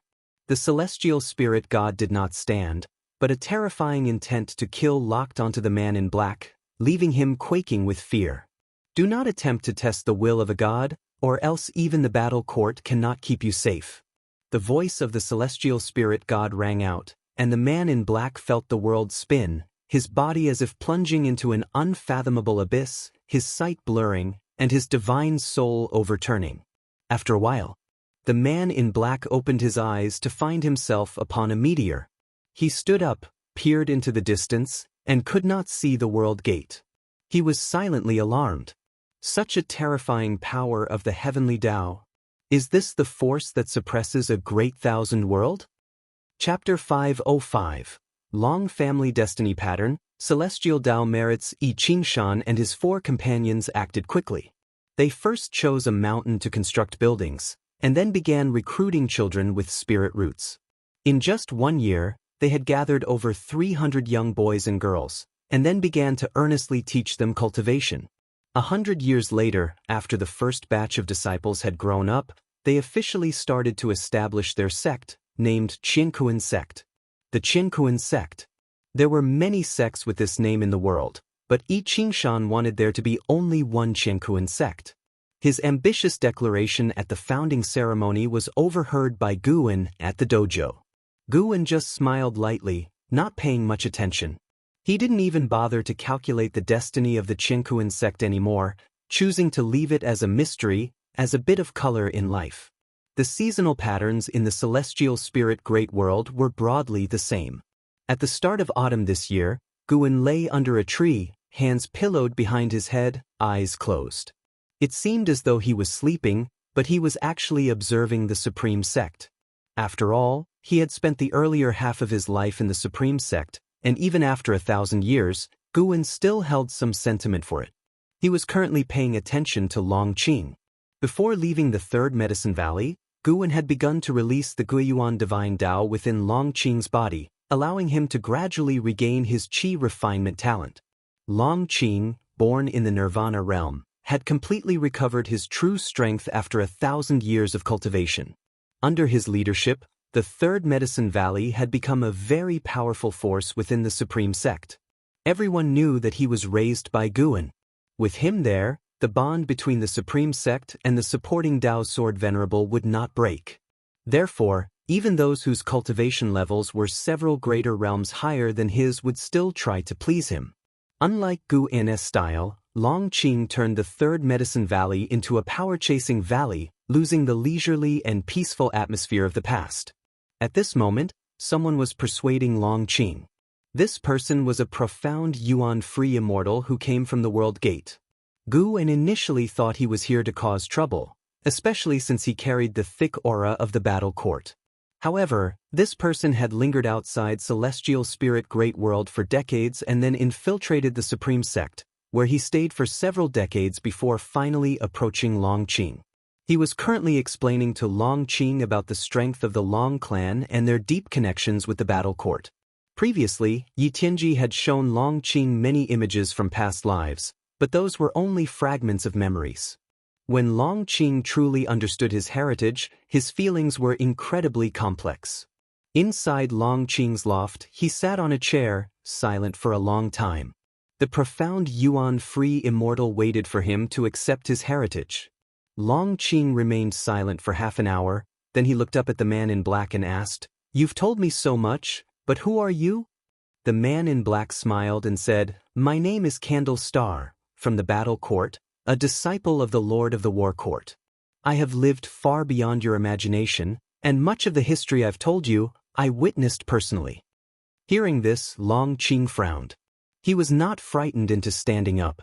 Instead, he stared at Candle Star and asked, "If you come from the battle court, why awaken my hatred towards it?" Candle Star laughed and said, "The battle court has strayed, always trying to please the immortal gods. I am not satisfied with that. I prefer the battle court under Emperor Longxin's rule. That was the true battle court worthy of battle's name." As he spoke, his eyes revealed longing and excitement.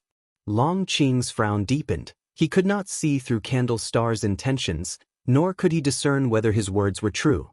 Candle Star looked at Longqing, raised his hands, and suddenly said excitedly, "Do you know why the battle court targets your Long clan? It's not because you are the legitimate one, but because they fear your bloodline. No, they want to obtain it." Longqing's expression changed, but before he could speak, Candle Star continued, "The real founder of the battle court was Emperor Longxin's father, Long Zhan, also known as Celestial Dragon Emperor. Without experiencing the era's tribulation of the Great Thousand World, he grew rapidly. In every battle, his strength surged substantially. It is said that once after slaughtering an entire great heaven and earth, he managed to cross the 9 heavens of the immortal path in a remarkably short time. Emperor Longxin's talent was also immense, but he turned against the Celestial Dragon Emperor and thereafter ceased creating slaughter." Candle Star grew more excited as he spoke, his eyes even gleaming. He could not only grow stronger through slaughter but also resist heavenly might. Even crossing the 9 heavens of the immortal path, he managed to successfully cross the tribulation within a day. Such talent, such destiny pattern, is enough to drive the 3,000 Great Thousand Worlds mad. Candle Star's intense gaze made Longqing uncomfortable. Long Qing couldn't help but say, "Are you suggesting that the Long clan inherited such talent and destiny pattern?" Exactly, the grandson of Emperor Longxin once inherited such talent, and that was also why the Long clan headed toward decline. Candlestar replied, his gaze sizing up Long Qing with greed filling his eyes. Long Qing snorted, "So you want to possess me?" Candlestar quickly shook his head, "No, no, no, the talent of the Long clan, and you who cannot be killed no matter what, obviously your clan hides a great cause and effect. The fools of the war court can't see this clearly. Of course, the most important thing is that I also believe in my own talent. I want you to retake control of the war court, and together we can establish everlasting great celestial Dao merits." Long Qing furrowed his brows again, he muttered, "With my current cultivation level, how many years would it take to overthrow the war court?" Candlestar answered, "If it's fast, several tens of millions of years. If slow, several hundreds of millions of years. Of course, you have to survive and you cannot slack off."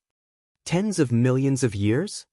Long Qing widened his eyes, unable to remain calm. He couldn't help but exclaim, "Are you joking with me? Even if it really took that many years, could you wait that long?" Candlestar huffed, "Why can't I wait? I also need time to cultivate. Don't feel that it's too long. To reach my current cultivation level, closing my eyes, 1,000,000 years pass in an instant, not to mention those who are in seclusion seeking enlightenment. For them, even 10 million years are not worth mentioning. The reason you haven't felt time passing so quickly is that this great thousand world is currently undergoing an era transition. The heavenly Tao promotes the movement of heaven and earth, and living beings are continually fighting. You've experienced too many changes." Long Qing fell into silence. Candlestar then looked around, examining the furnishings within the room. Long Qing took a deep breath and asked, "Since that's the case, how will you assist me?" Candlestar turned his head towards him, smiling, "You first become the sect leader of the Supreme Sect. By then, let the Supreme Sect unify the world. After the era of tribulation ends, and the celestial merits fall onto the Supreme Sect, as its sect leader, and me as the vice sect leader, we will receive vast celestial Tao merits, aiding us in our enlightenment.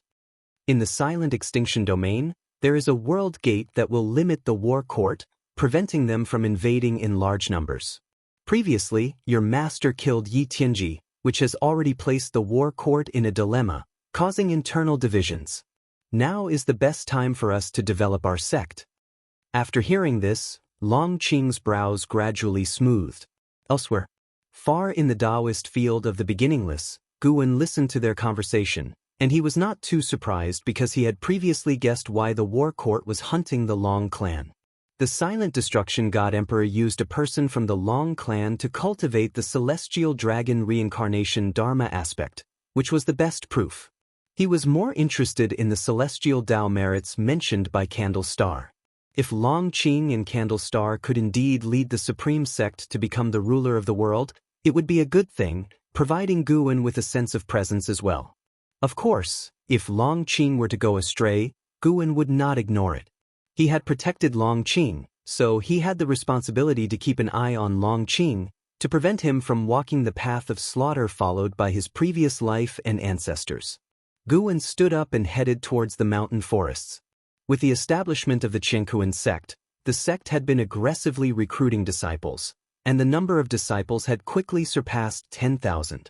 With so many people, there were bound to be some who caused trouble. Indeed, someone was heading towards the forbidden area designated by the Qianquan sect, approaching the Taoist field of the beginningless. Guwen felt it necessary to arrange a guard, pretending to be a hermit in deep mountains. An Xian, who usually needed to focus on cultivation, didn't have the time to watch continuously. He had just entered the mountain forest when a streak of white light sped over and landed on his shoulder. It was the white spirit rat. "Master, where are you going?" the white spirit rat curiously asked. Guwen laughed heartily. "You run around all day, full of energy, and you don't cultivate. How about becoming the Demon King?" The white spirit rat's eyes lit up at hearing this. It asked, "Really? Come, I'll transform some demons and you can choose from them. From now on, you'll be in charge of guarding around the Taoist field, and you will not allow anyone to trespass without permission. That's great, Master. I definitely won't let you be disappointed. The white spirit rat said excitedly. Even though it had shrunk its rat body, it still looked chubby, laughing like a trembling white fur ball. Guwen began instructing the white spirit rat on what it could and couldn't do. This guy was too mischievous. Rules must be established to prevent it from becoming utterly lawless. He couldn't allow it to become like the Cyan Bull demon under Lord Lao Zi of the Great Monet. Chapter 506. The strongest sword. Time passed swiftly, and another 200 years went by. Guwen enlightened 100 demons, taught personally by the white spirit rat. An Xian introduced them to Xianxia and others, enabling the white spirit rat to quickly establish a relationship with the Qianquan sect. Under the guidance of Xianxia and his peers, the Qianquan sect occasionally presented gifts to the white spirit rat and its subordinate demons, making the relationship between the two parties increasingly close. After 200 years, the Qianquan sect had risen to power, becoming a first-class sect in the 9-spirit continent with aspirations of sweeping across the world. With 9 Mahayana practitioners, the Qianquan sect was truly invincible in this land, and unifying the continent was only a matter of time as long as no forces from overseas intervened. Conflicts continued between heaven and earth, and the spiritual energy from nature surged towards the heart of the continent, prompting the strong practitioners to follow it. This weakened the immortal cultivation atmosphere in the peripheral regions. That was the case for the 9-spirit continent and neighboring continents. Almost no creatures from the immortal Dao realm visited this area, though many lower realm beings wanted to spend their remaining life here. On this day, inside the Taoist field of the beginningless, by a lake in the mountains, Guwen was fishing. Blood Prison Great Saint stood by, curiously watching the lake's surface, and couldn't help but ask, "Master, are these fish of a special kind?" In his mind, the master was the strongest. In his view, the master wouldn't engage in meaningless activities. Even the leisurely ones would, upon reflection, hold significance, just like how the master enjoyed reading and writing, which Shenzhen emulated and then attained enlightenment. There were also the games of Go and chess created by the master, which could enhance one's comprehension of the Tao. Even gardening held many subtleties, allowing for deeper contemplation. Even serving as a bullock, 1,000 years of reflection had helped the Blood Prison Great Saint shed his impetuous and arrogant temperament. This lake was newly created by Guwen yesterday. When he went to the hidden spirit palace to gather medicinal herbs, he brought back several small fish, all of which were released into the lake. Guwen replied, "Nothing special, they are just ordinary fish." Ordinary fish? The Blood Prison Great Saint was even more confused. He carefully observed the lake in front of him, convinced that it must hold some profound mystery, though he still couldn't see through it. Little did he know, Guwen simply wanted to fish for the sake of fishing. His fishhook was formed from concentrated mana, and once it stuck to a fish's mouth, the fish couldn't escape but wouldn't be hurt either. He merely wanted to experience the process of fishing. After leaving the Supreme Sect, although he had a broader dojo, Guwen still had idle moments. Although he didn't practice chi absorption, he still wouldn't do nothing when idle. He gained insights into the natural world through seemingly mundane activities. As long as he observed naturally occurring phenomena, he could sense the great Tao. Having reached the innate golden immortal realm, Guwen didn't feel invincible and continued to pursue the great Tao. The evolution of his lifespan eliminated the need for chi absorption cultivation, making him treasure the time for attaining enlightenment even more. Guwen was sitting on a stone with the Blood Prison Great Saint standing beside him, both quietly observing the lake. Sunlight fell on them and blended with the landscape, creating a peaceful and beautiful picture. After a long while, a figure descended from the sky and landed beside Guwen. It was Qinchuan. The 1,000-year-old Qinchuan had also reached the Nirvana realm. From Nirvana to the loose immortal realm, the time required was incomparable to that of the mortal realm, so those at Nirvana realm around Guwen still hadn't reached the loose immortal realm. Not everyone's talent compared to Hao's, and Hao's opportunities could even be said to be unique, unrivaled in the world. "Master, I sense a sword," Qinchuan spoke, his eyes filled with excitement. Before Guwen could respond, the Blood Prison Great Saint curiously asked, "What sword?" Since arriving at the Taoist field of the beginningless, the Blood Prison Great Saint hadn't sensed any dangerous aura. He hadn't felt the formidable sword, but he knew Chen Chuan's destiny pattern was extraordinary, so he was very curious. "I can't explain clearly, but I feel a sword has descended upon this world, continuously emitting sword cries as if waiting for me to seek it," answered Chen Chuan, pondering and recalling his previous sensations as he spoke. His words made the Blood Prison Great Saint even more curious. When Guan moved from the Supreme Sect to this place, he didn't bring Long Qing or other close disciples but brought Chen Chuan. The Blood Prison Great Saint always felt that Chen Chun's talent might match that of an Hao or Yang Jian. In fact, Chen Chuan had indeed shown dazzling comprehension in the Sword Dao, although the Blood Prison Great Saint felt it still wasn't enough.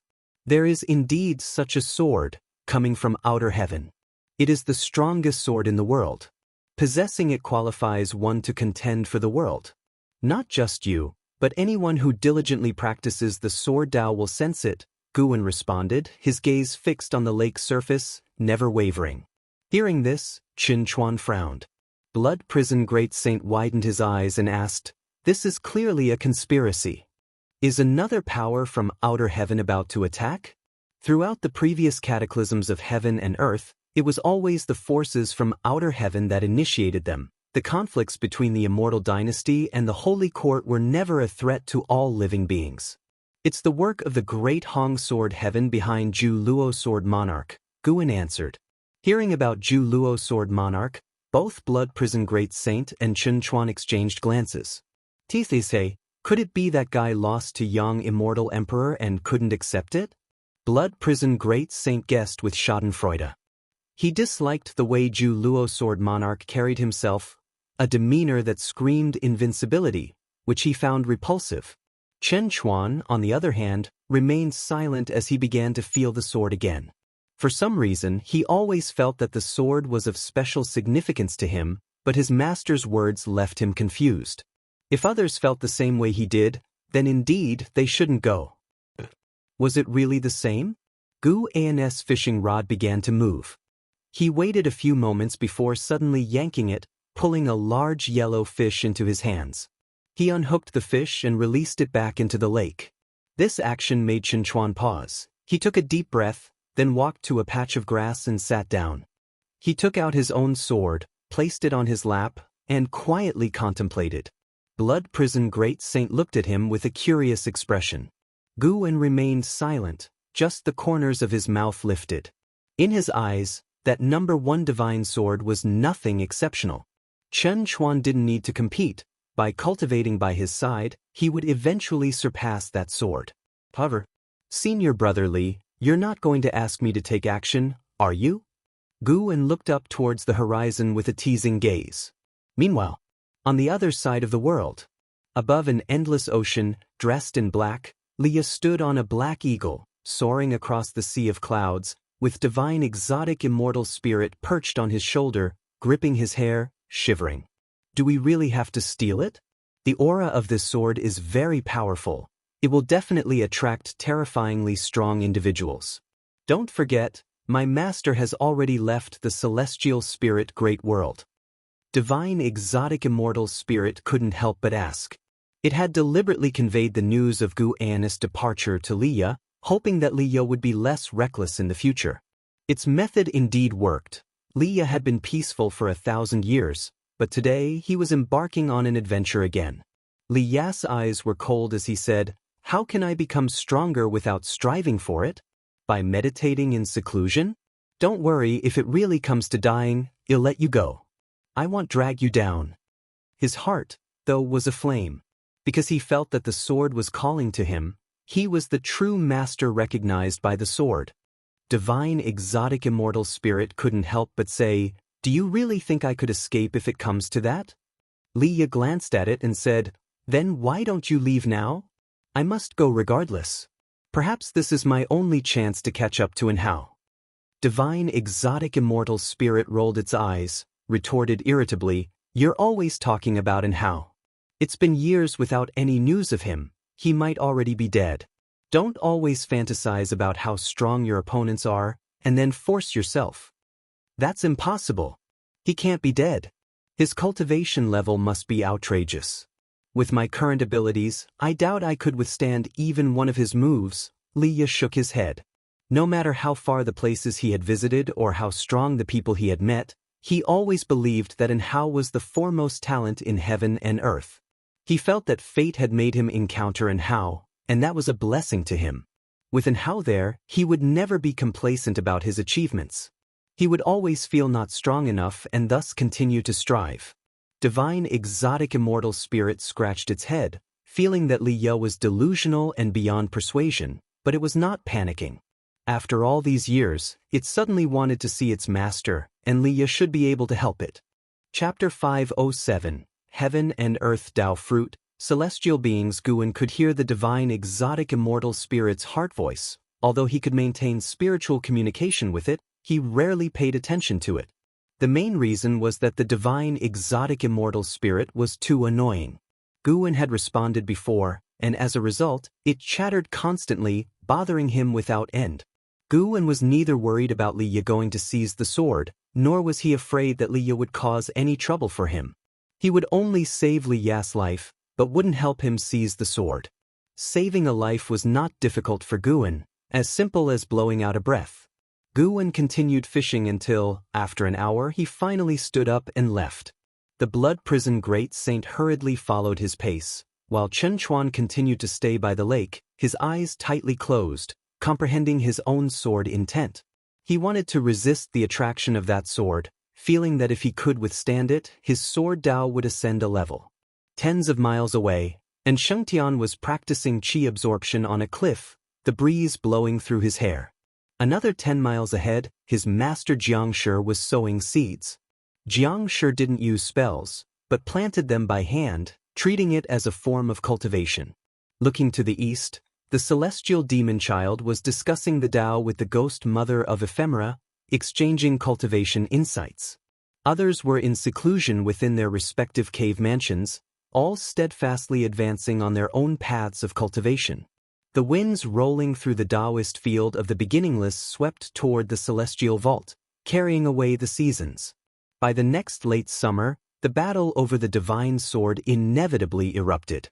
The sword drew sword cultivators from all over, and Liya, at the Nirvana realm, couldn't even get involved. Let alone having Guan save him, he didn't even have the qualification to see the divine sword. The battle between two divine immortals of wondrous dharma prevented him and the divine exotic immortal spirit from moving forward, forcing them to wait in the distance. Sadly, as time passed, Liya not only couldn't advance but was also pushed back because higher-level sword cultivators joined the fray. The setting sun cast a pall over an opulent city where Zhu Shi, dressed in yellow robes, strolled along the street. She looked just as young as ever, like a girl of 16 or 17, her eyes shining as she looked around with interest.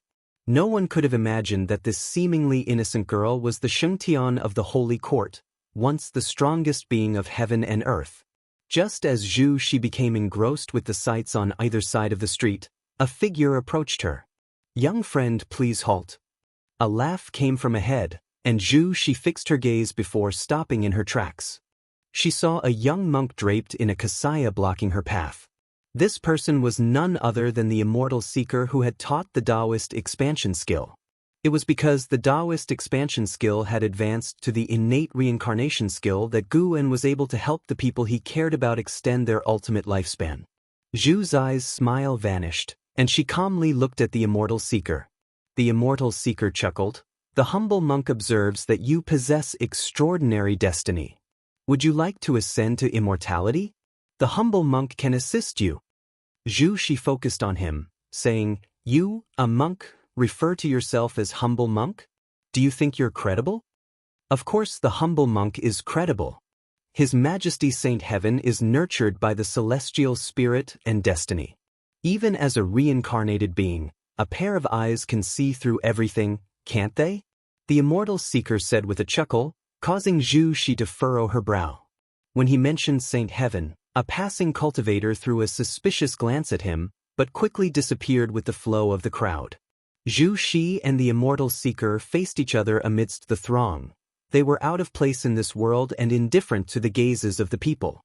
Zhu Zai's eyes gradually became piercing, as if she had transformed into someone else. She exuded the aura of someone who reigned supreme, looking down at the Immortal Seeker, asking, "A person from heaven?" The Immortal Seeker laughed. "Your Majesty is indeed formidable." She lifted her right foot and took a step forward. As her toes touched the ground, the world suddenly changed. The streets and the people coming and going all vanished, and they found themselves in a dim, desolate mountain wilderness, with dense clouds in the sky and faint thunder rumbling. Immortal Seeker did not panic and continued to smile at Zhu Shi. "Are you sure you have what I'm looking for?" Zhu Shi asked, and as she lifted her right hand, the earth around them split open, and roots emerged from all directions, swiftly intertwining in the sky to form a huge sword that pointed straight at Immortal Seeker. This wooden sword was more colossal than the mountains between heaven and earth. It seemed to occupy half of the sky upon its appearance. "You're looking for the heaven and earth Tao fruit. What you want isn't just to unify the current celestial spirit great world, is it? What you desire is the entire celestial spirit great world, right?" Immortal Seeker answered. Zhu Shi narrowed her eyes, but did not respond.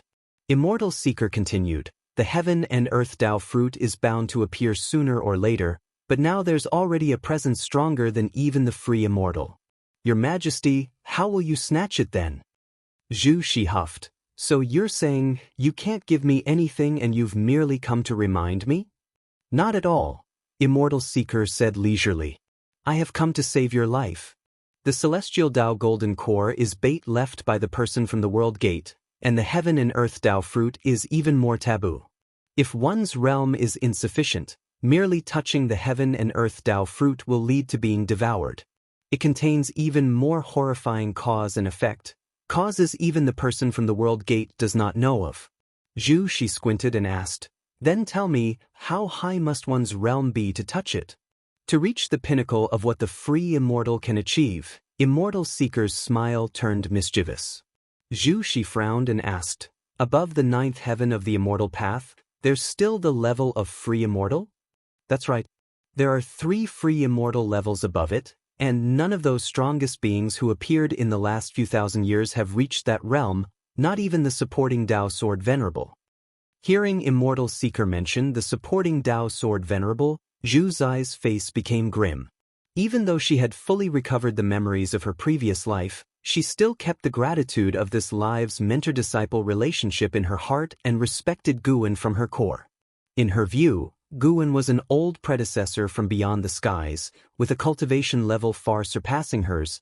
Coupled with the fact that he had taught her, she naturally held respect for him. Even the supporting Tao Sword Venerable was not qualified to touch the heaven and earth Tao fruit? Zhu Shi fell into silence. Immortal Seeker quietly watched her. After a long while, he finally said, "I have a method that can help you avoid being devoured." Zhu Shi looked up at him with a skeptical face. Immortal Seeker continued, "What you need to do is surpass the 9 heavens of the immortal path, possess the competence to traverse the world freely. Can you achieve that?" Zhu Shi replied coldly, "I have long been able to do so, but I've deliberately suppressed my realm. I can sense an almighty existence outside this world watching me. If I break through, I will encounter unexpected disasters. Some free immortals need thousands, tens of thousands of cycles of reincarnation tribulations, but I only need 1 life." Immortal Seeker was taken aback, clearly shocked by her words. He took a deep breath and said in admiration, "Worthy of being the child of heaven and earth chosen by the destiny of celestial spirit. In that case, I will pass on a cultivation technique to you. Practice it first, then break through." Zhu Zai's right hand dropped, and the huge wooden sword suspended in the dim celestial vault dissipated like smoke and clouds. "Who exactly are you, and why do you want to help me?" Zhu Shi stared intently at Immortal Seeker, hoping to get an answer.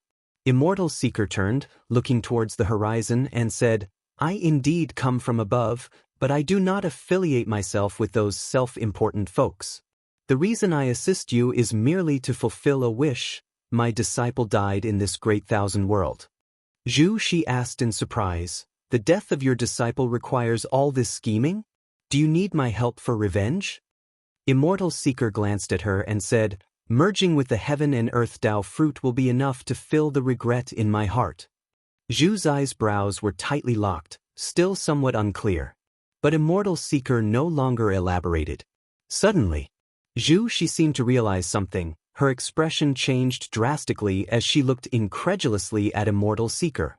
Chapter 508, 9 Extremes Sacred Heart Sword, The Legend of Xianxia Human World Peak, Heaven-Defining Peak Above. Heaven and Earth Tao Fruit. Celestials. Within the courtyard at the mountain's summit, Guwen sat in a rocking chair with his eyes closed, musing to himself. Meng Lang's conversation with the Immortal Seeker had reached his ears. With his current cultivation level of innate golden immortal realm, no movement within the celestial spirit great world could escape his notice, especially concerning Zhu Shi, whom he had always been keeping an eye on. Guwen had always had an impression of the Immortal Seeker but had not expected him to have such a background. What exactly was the world above like? The self-assured individuals mentioned by the Immortal Seeker, could they be the immortal gods pursuing him to the extreme? Celestial Tao Golden Core, Heaven and Earth Tao Fruit. Interesting, could it be that the previous celestial spirit great world was transformed by some great power, and after the demise of that being, the world shattered, creating today's vast universe? If that was the case, what level of cultivation did that being have? Upon reaching the innate golden immortal realm, Guwen's Tao fruit could also create a world, confirming that the existence was at least of the innate golden immortal realm. However, just how high his power was difficult to gauge. Perhaps the growth of a world required time, but Guwen wanted to estimate as high as possible because he would regard any powerful existence as a hypothetical enemy. He would not hold enmity towards those with whom he had no grievances, but he needed the confidence to respond. The celestial spirit god was scheming with the celestial Tao golden core, but what was being calculated by the heaven and earth Tao fruit that could devour all living beings? Suddenly, Guwen felt that the celestial spirit great world, so clear and transparent in his eyes, became interesting and full of suspense. He was curious to see what storms the celestial Tao golden core and the heaven and earth Tao fruit would stir up in the years to come. Since he had decided to watch over the world's changes from within the dojo, he would not make a move lightly. Guwen opened his eyes, raised his hand, and a book from inside the house flew into his hand. He had left many books in his various residences, occasionally revisiting them for new insights. He gently rocked in the rocking chair, undisturbed by anyone. A figure appeared out of nowhere in the courtyard, none other than Zhu Xinglan, the leading disciple of Heaven-Defining Peak. With his cultivation of the 9th floor of the wandering immortal realm, he saw his master's chair swaying and took another look, then began to tend to the courtyard. He did not realize that his master was sitting in the chair. Guwen did not leave either. He was simply concealed by the huge gap in their realms, allowing him to remain completely invisible to Zhu Xinglan and undetected in any way.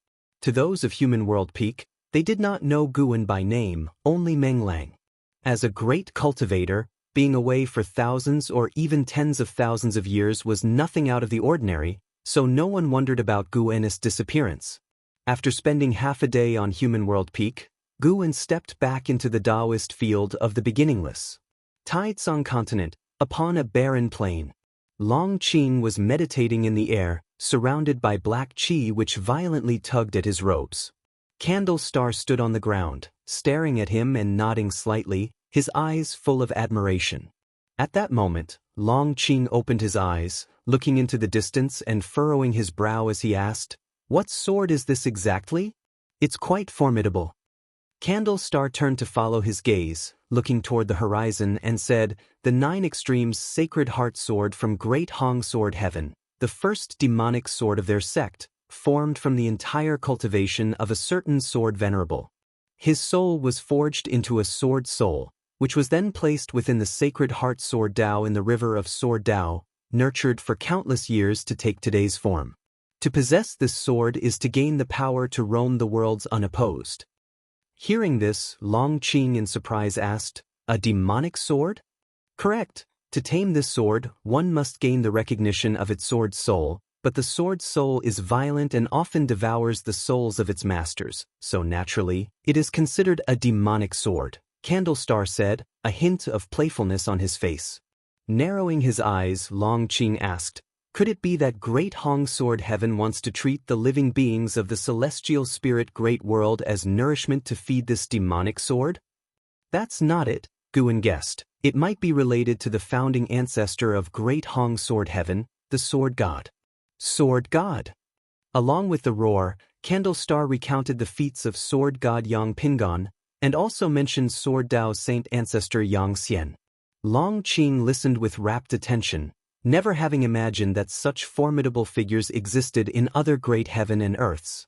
After a brief pause, Candlestar said, the transcender who guards this great thousand world once declared that Sword Dao Saint ancestor possessed the highest level of comprehension in this great thousand world, and could even be considered an anomaly. Long Qing asked with curiosity, where is that Sword Dao Saint ancestor now? I don't know, Candlestar admitted. Some say he has perished, while others believe he is hidden deep within the river of Sword Dao. Because the Sacred Heart Sword Dao has merged with the river of Sword Dao, other sword cultivators from the Great Thousand Worlds can also comprehend the Sacred Heart Sword Dao. Countless sword cultivators and Sword Dao sects now look up to the Sword Dao Saint ancestor. I too have sensed the Sacred Heart Sword Dao, and truly, it's boundlessly vast. Candlestar shook his head as he spoke, his tone filled with longing for the Sword Dao Saint ancestor. Long Qing too began to fantasize about the Sacred Heart Sword Dao. Candlestar suddenly exclaimed with suspicion, interrupting Long Qing's thoughts. Long Qing couldn't help but turn to him and asked, what's wrong? Candlestar narrowed his eyes and said, the Nine Extremes Sacred Heart Sword is about to have a master. I never expected him to come. What exactly are these old creatures seeking after reincarnating? Long Qing was even more confused, but no matter how he inquired afterward, Candlestar refused to reveal more, merely saying that he would know in time. Although he didn't get an answer, Long Qing felt fired up. From what he'd heard from Candlestar, he learned about a vaster heaven and earth and became aware of more awe-inspiring legends and great powers. He too wanted to become an existence like them. He suddenly thought of his master. What exactly was his master's name? Supporting Dao Sword Venerable was just a title given by the Supreme Sect. His master surely had his own Dao name. Mountains stretched endlessly, and within the forests on the ridges, Leah followed an elder. The divine exotic immortal spirit on his shoulder intently watched the elder, as though fearing that the elder would stop. The elder wore white clothes under a black robe, a bright red belt wrapped around his clothing. His white hair was tied under a jade crown, and even with an aged face, he still had a noble aura. On the elder's back was a sword case with a piece of talisman paper attached, its blood-red characters faintly glowing with a cold light. The elder suddenly stopped walking, startling Leah into halting as well. You wouldn't think of snatching the sword from me with your Nirvana realm cultivation level, would you? The elder asked Leah without turning around. Leah took a deep breath and said, of course not, but having witnessed your power, I wish to take you as my master to cultivate the most powerful Sword Dao. His eyes burned with fervor. The astonishing great battle he had witnessed still echoed in his mind. The image of the elder suppressing the crowd with a single sword strike made a profound impression on him.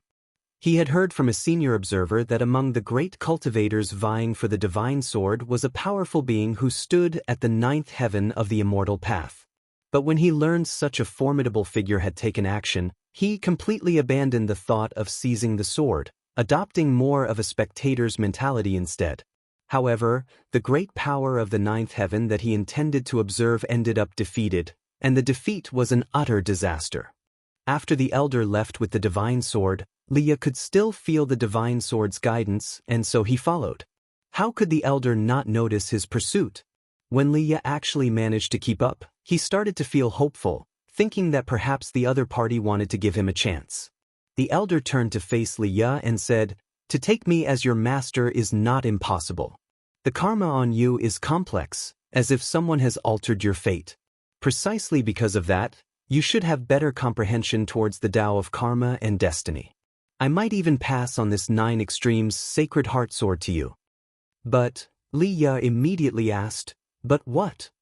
Hearing that he could possess the sword, his breathing quickened. Chapter 509. Sword Annihilation Ancestor, Imperial Authority Mythology. However, to inherit my Taoist lineage and bear my karma means you will obtain unparalleled power, but you will have difficulty finding peace for the rest of your life.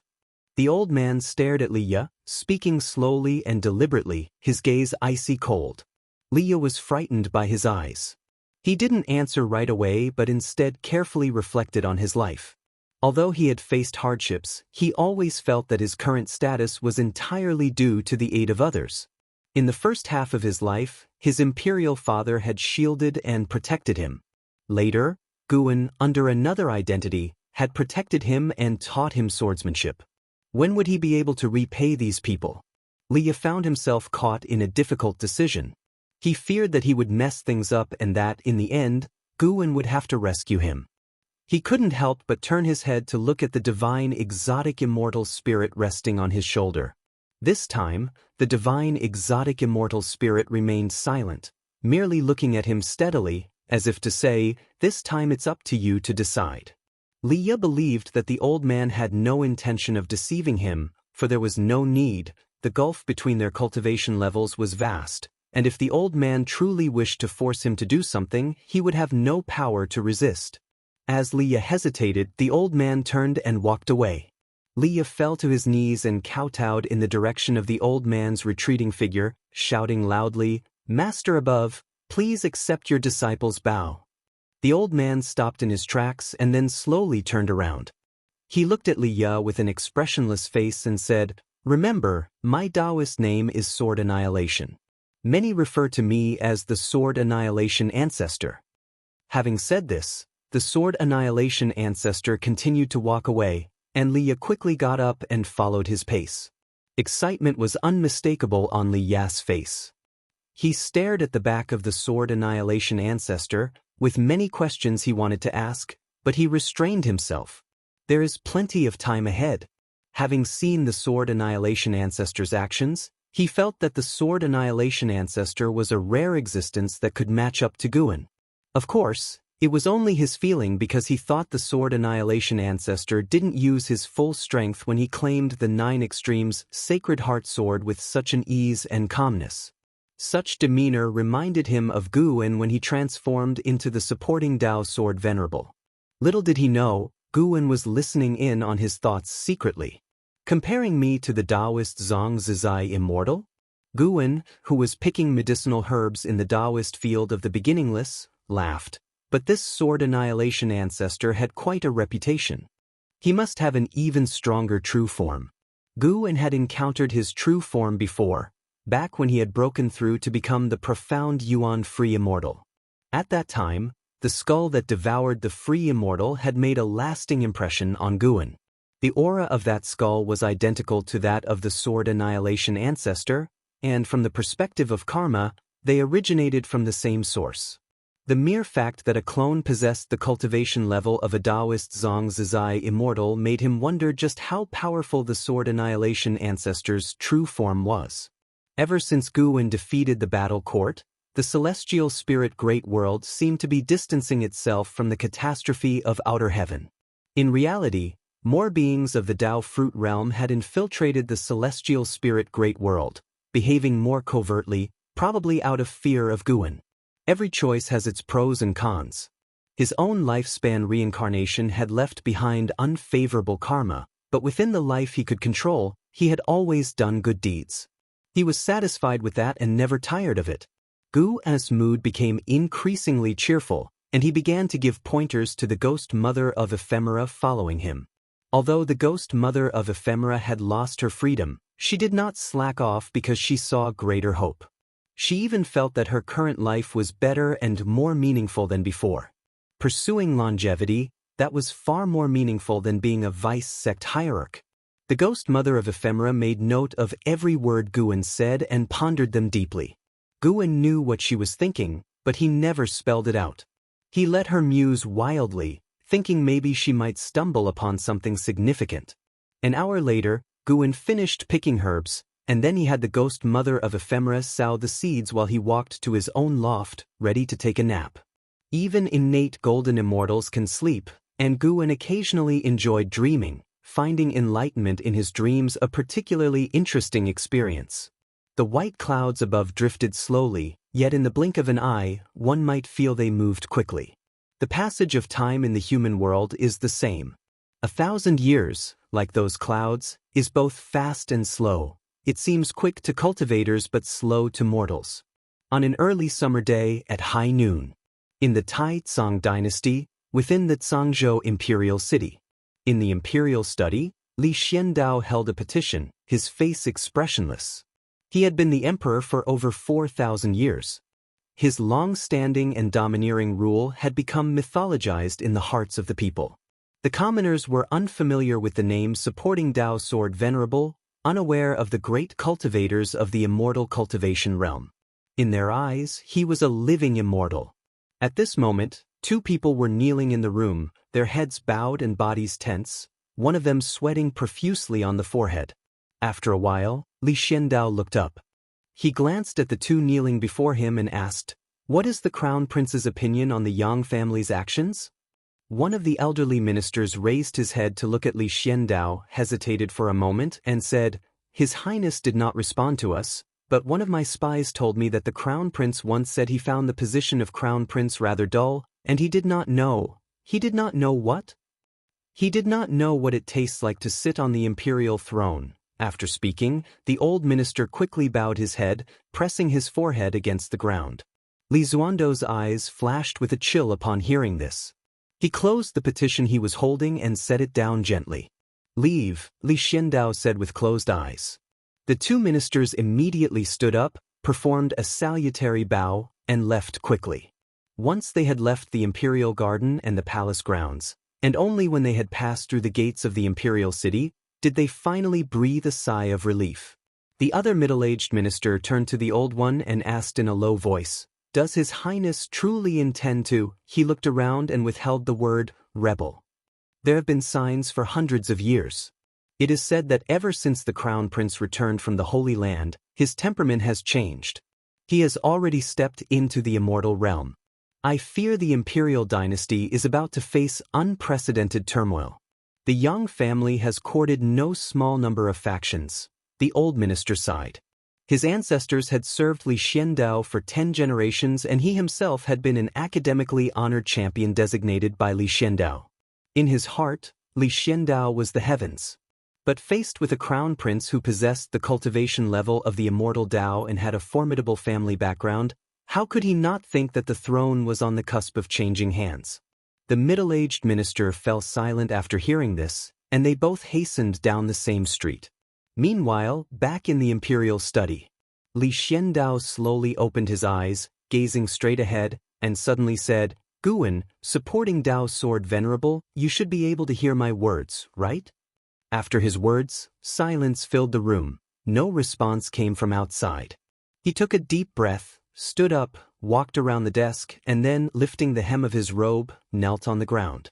"Guwen, if there is still any affection between us, please help me," Li Xiandao said with a resolute expression. He then began to kowtow. However, just as his forehead was about to touch the ground, a hand caught his forehead, preventing it from touching the floor. Li Xuando's pupils contracted and his body trembled slightly.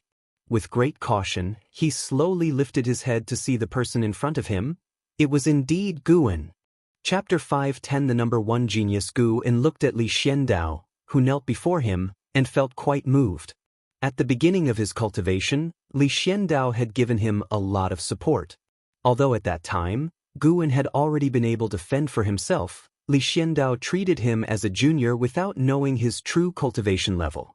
Throughout their interactions, Li Xiandao had never bullied him and was always so kind to him.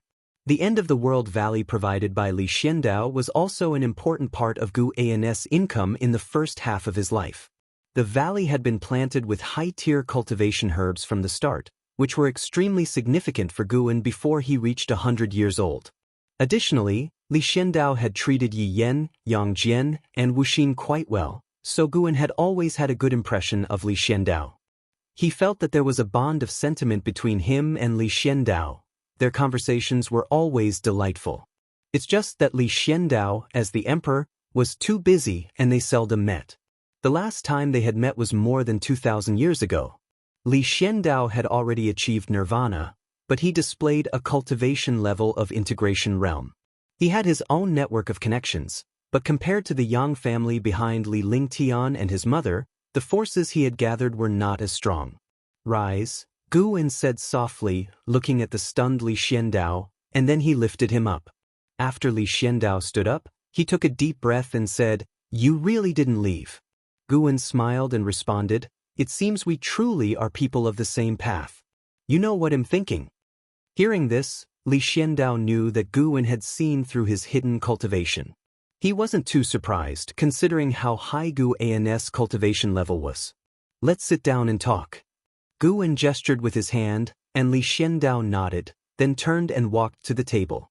Once they were both seated, Li Xiandao looked across at Gu Wen, who seemed like an immortal monarch in the flesh, and felt somewhat dazzled.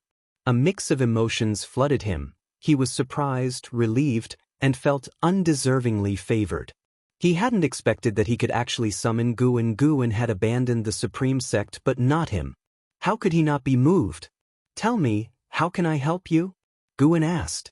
Even though he could guess the answer, he wanted to hear it from Li Xiandao himself. This process would also help Li Xiandao ease his emotions. Li Xiandao took a deep breath and began to recount his predicament. As Li Lingtian grew older, he became restless with his position as crown prince, and the Yang family behind the empress became increasingly impatient, constantly inciting conflict. A talent had emerged from the Yang family and had been taken into the holy court at the human world peak, a place far more formidable than all sects within the Broken Sea domain. Li Xuando's hidden cultivation level was nothing compared to the human world peak. It wasn't Li Lingtian that Li Xiandao feared but the human world peak. Gu Wen listened patiently. After Li Xiandao finished speaking, he remarked, "That kid Li Lingtian has never been a quiet one since he was young, but that's normal. Being born into the imperial dynasty, how could he not aspire for imperial power?" Li Xuando's face turned slightly awkward as he admitted, "Indeed, I can't blame him. But the struggle for imperial power relies on one's own means. At least under my rule, the Taizong dynasty has always been developing well."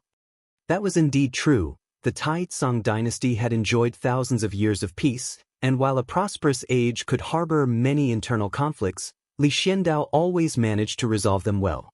Gu Wen didn't feel that Li Xiandao should give up his throne. As long as the people of the Taizong dynasty were doing well and Li Xuando's lifespan was long, he indeed could keep sitting on his throne. Li Xiandao looked at Gu Wen, his heart uneasy. In his eyes, the human world peak posed no threat to Gu Wen, yet there really was no need for Gu Wen to help him against the human world peak. Even if Li Xiandao offered everything he had, it probably wouldn't catch Gu Wan's interest. Gu Wen then spoke, "How about this? He'll have Yang Jian come and help you, and from now on, serve you. How does that sound?" He arranged this because Yang Jian recently wanted to leave the holy court and, conveniently, Yang Jian was the first person to defeat Li Lingtian, so their fated rivalry could be prolonged. Even to this day, Li Lingtian was still using Yang Jian as a benchmark.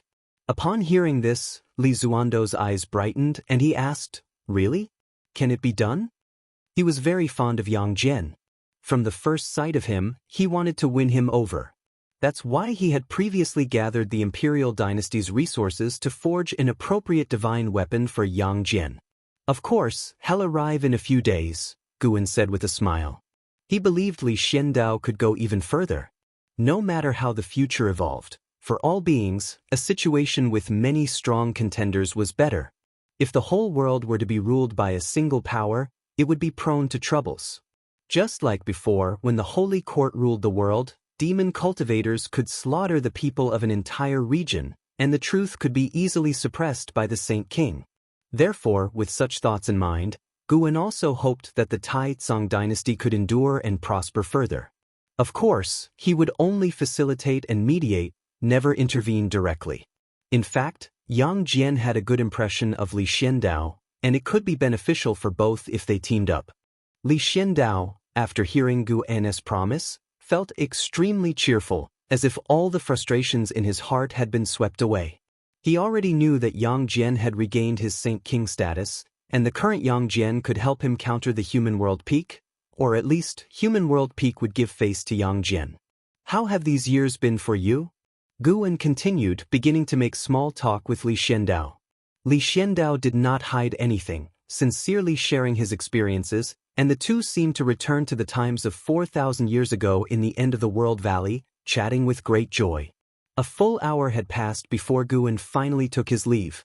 Watching Guwen come and go like the wind, leaving not the slightest trace of his presence, Li Xiandao sincerely sighed. He is a true immortal. No sooner had his words fallen than Guwen had already arrived at Human World Peak. Guwen summoned Zhu Xinglan, instructing him to settle the matter, forbidding anyone from intervening in the internal strife of the Tai Tsang dynasty. Zhu Xinglan immediately set out to handle the task.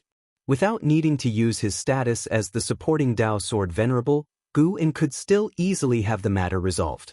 The Yang family was considered powerful in the Broken Sea domain, but within Human World Peak, they couldn't reach the top echelon.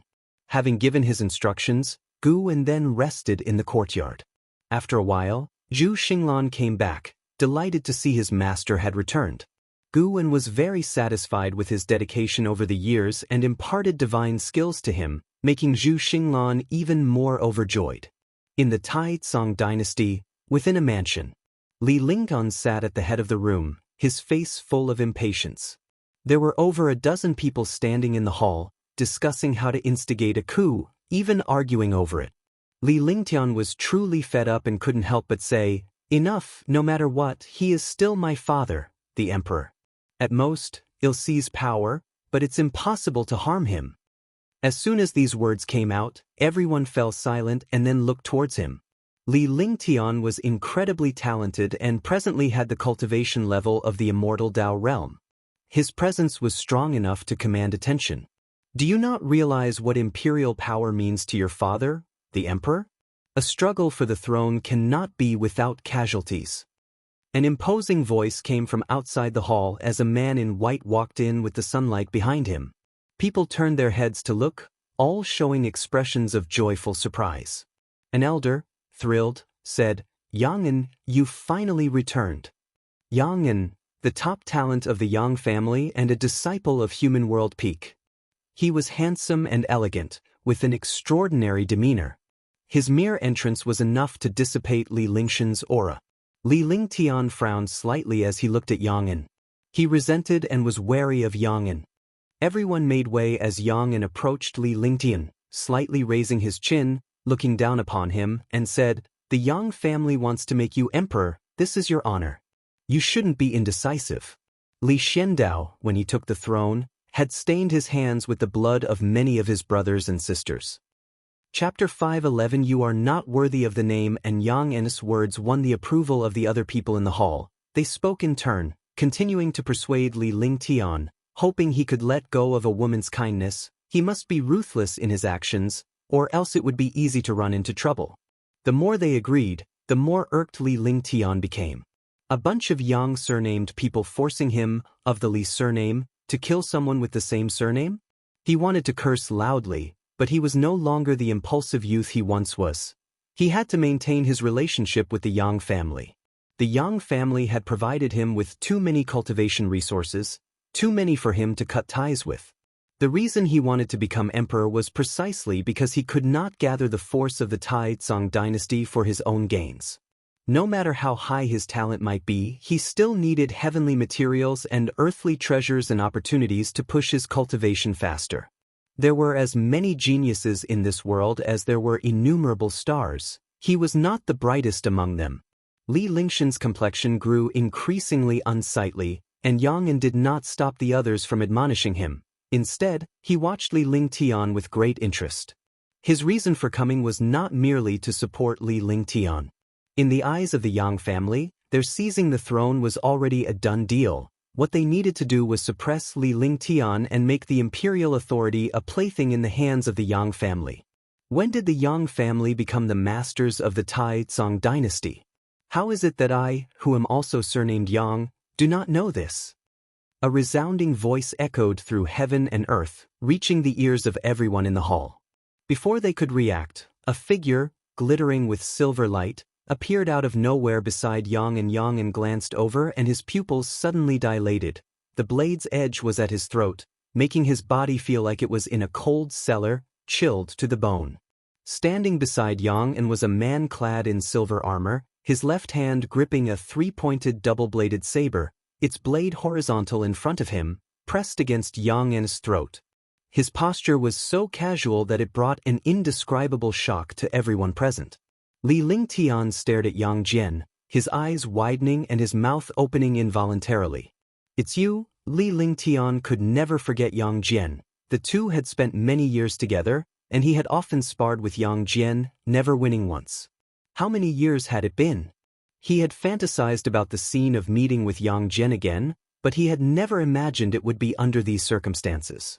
After a brief silence, a female cultivator of the Yang family couldn't help but ask, "Who are you?" The others hastily took out their magic artifacts. Even though they were frightened by the Yang family, they had no intention to run because this was the Yang family's ground, and their descendants were outside. They could not flee. Yang looked at Yang Jian, sweating profusely. He was locked in by Yang Jian's intent to kill, his mana frozen, unable to mobilize it. He couldn't see through Yang Jian's cultivation level at all. But one thing was certain, he was no match for this person. Yang Jian glanced at Yang and said, "Given your connections with Li Lingtian, put away your delusions." His gaze then shifted to Li Lingyan, his eyes indifferent. "Kid, nobody can touch your father's imperial seat, including you. Don't forget the ambitions you told me about. How did you end up so vulgar?" On hearing this, Li Lingxian's face turned red, but he had no rebuttal. Because he once told Yang Jian that he wanted to become the #1 cultivator in the world, he wanted to pursue longevity and immortality, not to be some prince or crown prince. However, as his realm grew higher, he felt increasing resistance, and he couldn't help but ponder worldly possessions. "Who are you really? The person you are holding is from the human world peak. You had better weigh your options." Another middle-aged cultivator said through gritted teeth. Yang Jian glanced at him, his eyes so cold that it terrified the man, who instinctively stepped back. The human world peak is formidable, and their peak master, the Taoist monarch of eternal years, is indeed a great power. I have discussed the Tao with him. "Oh, that's right, I am Yang Jian, the Candle World Saint King from the Holy Court. Have any of you heard of me?" Yang Jian's words made everyone's complexion change dramatically. The Saint King of the Holy Court. The cultivators of the Yang family were so frightened that they knelt down, foreheads to the ground, begging for Yang Jian's forgiveness. Li Lingtian sat stunned in his chair. Although he was puzzled as to why Yang Jian had become a Saint King, he was very clear about one thing. In front of the Holy Court, the human world peak was nothing. Yang Jian's gaze moved back to Yang, making Yang's Tao heart tremble. "You are not worthy of the name, and from today on, change your name," Yang Jian said with an unquestionable tone. Yang's throat bobbed as he involuntarily uttered a word. "Okay." Seeing Yang Jian easily suppress the Yang family, Li Lingxian's mouth opened slightly, a sense of overwhelming defeat welling up inside him. The gap between him and Yang Jian was getting bigger and bigger. The seasons of the human world cycled, and early autumn had arrived once again. In the woods outside the Taoist field of the beginningless, Guan lay on a tree branch, dappled sunlight speckling his face as he examined his attribute panel. Name, Guan, lifespan, 4,458/50,802,675,392, physique, primordial infinite body, cultivation level, innate golden immortal realm perfection, 50 billion years of lifespan. He had reached halfway to 100 billion. This was the accumulation Guan had achieved without massive slaughter or causing any upheaval, yet his lifespan had grown rapidly. Given such an advantage, he naturally did not have to struggle and risk his life like the common folks in the mortal coil. Because of this, he had to be more careful and cautious, never arrogant. Beneath the tree, Celestial Cyan and Tian Bai were practicing their swordsmanship, a dual-blade harmony technique created by Guan for them. The two women were vigorously immersed in their practice. while the celestial demon child was in the midst of a deep, extended cultivation retreat. It's been a while since I've initiated a lifespan reincarnation. Should I give it a go? Suddenly feeling an urge, Guwen felt that his understanding of the Great Tao had slowed down recently, and he needed a new stimulus. Lifespan reincarnation was the perfect way. Even with its risks, they wouldn't immediately affect him in reality. A gamble. It had been many years since the last one. It was time. With a thought, Guwen immediately initiated the lifespan reincarnation. You have expended 10 million years of lifespan to commence a session of reincarnation evolution. Starting to connect to Tao rules, searching for reincarnation worlds, you have the following worlds to choose from. Select 1. 1. Celestial Spirit Great World. 2. Great World of the Heavenly Tome. 3. Dark Great World, Great World? Heavenly Tome? Guwen was drawn to the second option, but why did he feel like this world existed within the pages of a book? If so, he might encounter terrifying beings akin to the celestial spirit god. Forget it, better not meddle with the great worlds for now. 10 million years was not a small number to him. He'd have to work hard for half a year to attain it. Guwen's gaze settled on the dark great world. Ever since Xianxia defeated the Black Profound Emperor, Guwen was no longer so cautious of him. This time, he could attempt to confront the Black Profound Emperor again, to personally vanquish him. Having made his choice, a series of prompts appeared before his eyes. You have chosen to reincarnate into the dark great world. Considering the Tao rules of this world cannot conceal your talent, you will retain the ability to seize lifespan but cannot activate stage-specific functions. Reincarnation evolution begins. In the first year, you are born in a town within the Western Extreme Domain. As a newborn, the town faces a demon beast attack, your parents are killed, and you are carried away by a demon beast, only to be fortuitously rescued by a cultivator. You are named by the cultivator as Black Profound. Chapter 5:12. Black Profound Ascension, Profound Clear Immortal Sect Black Profound? Guwen couldn't help but frown when he saw the first hint. Could Black Profound Emperor be his reincarnation body? He thought back carefully about the encounter Xianxia had with Black Profound Emperor, who never revealed his true face, making it hard to judge. But if Black Profound Emperor was him, why would he want to kill his own reincarnation body?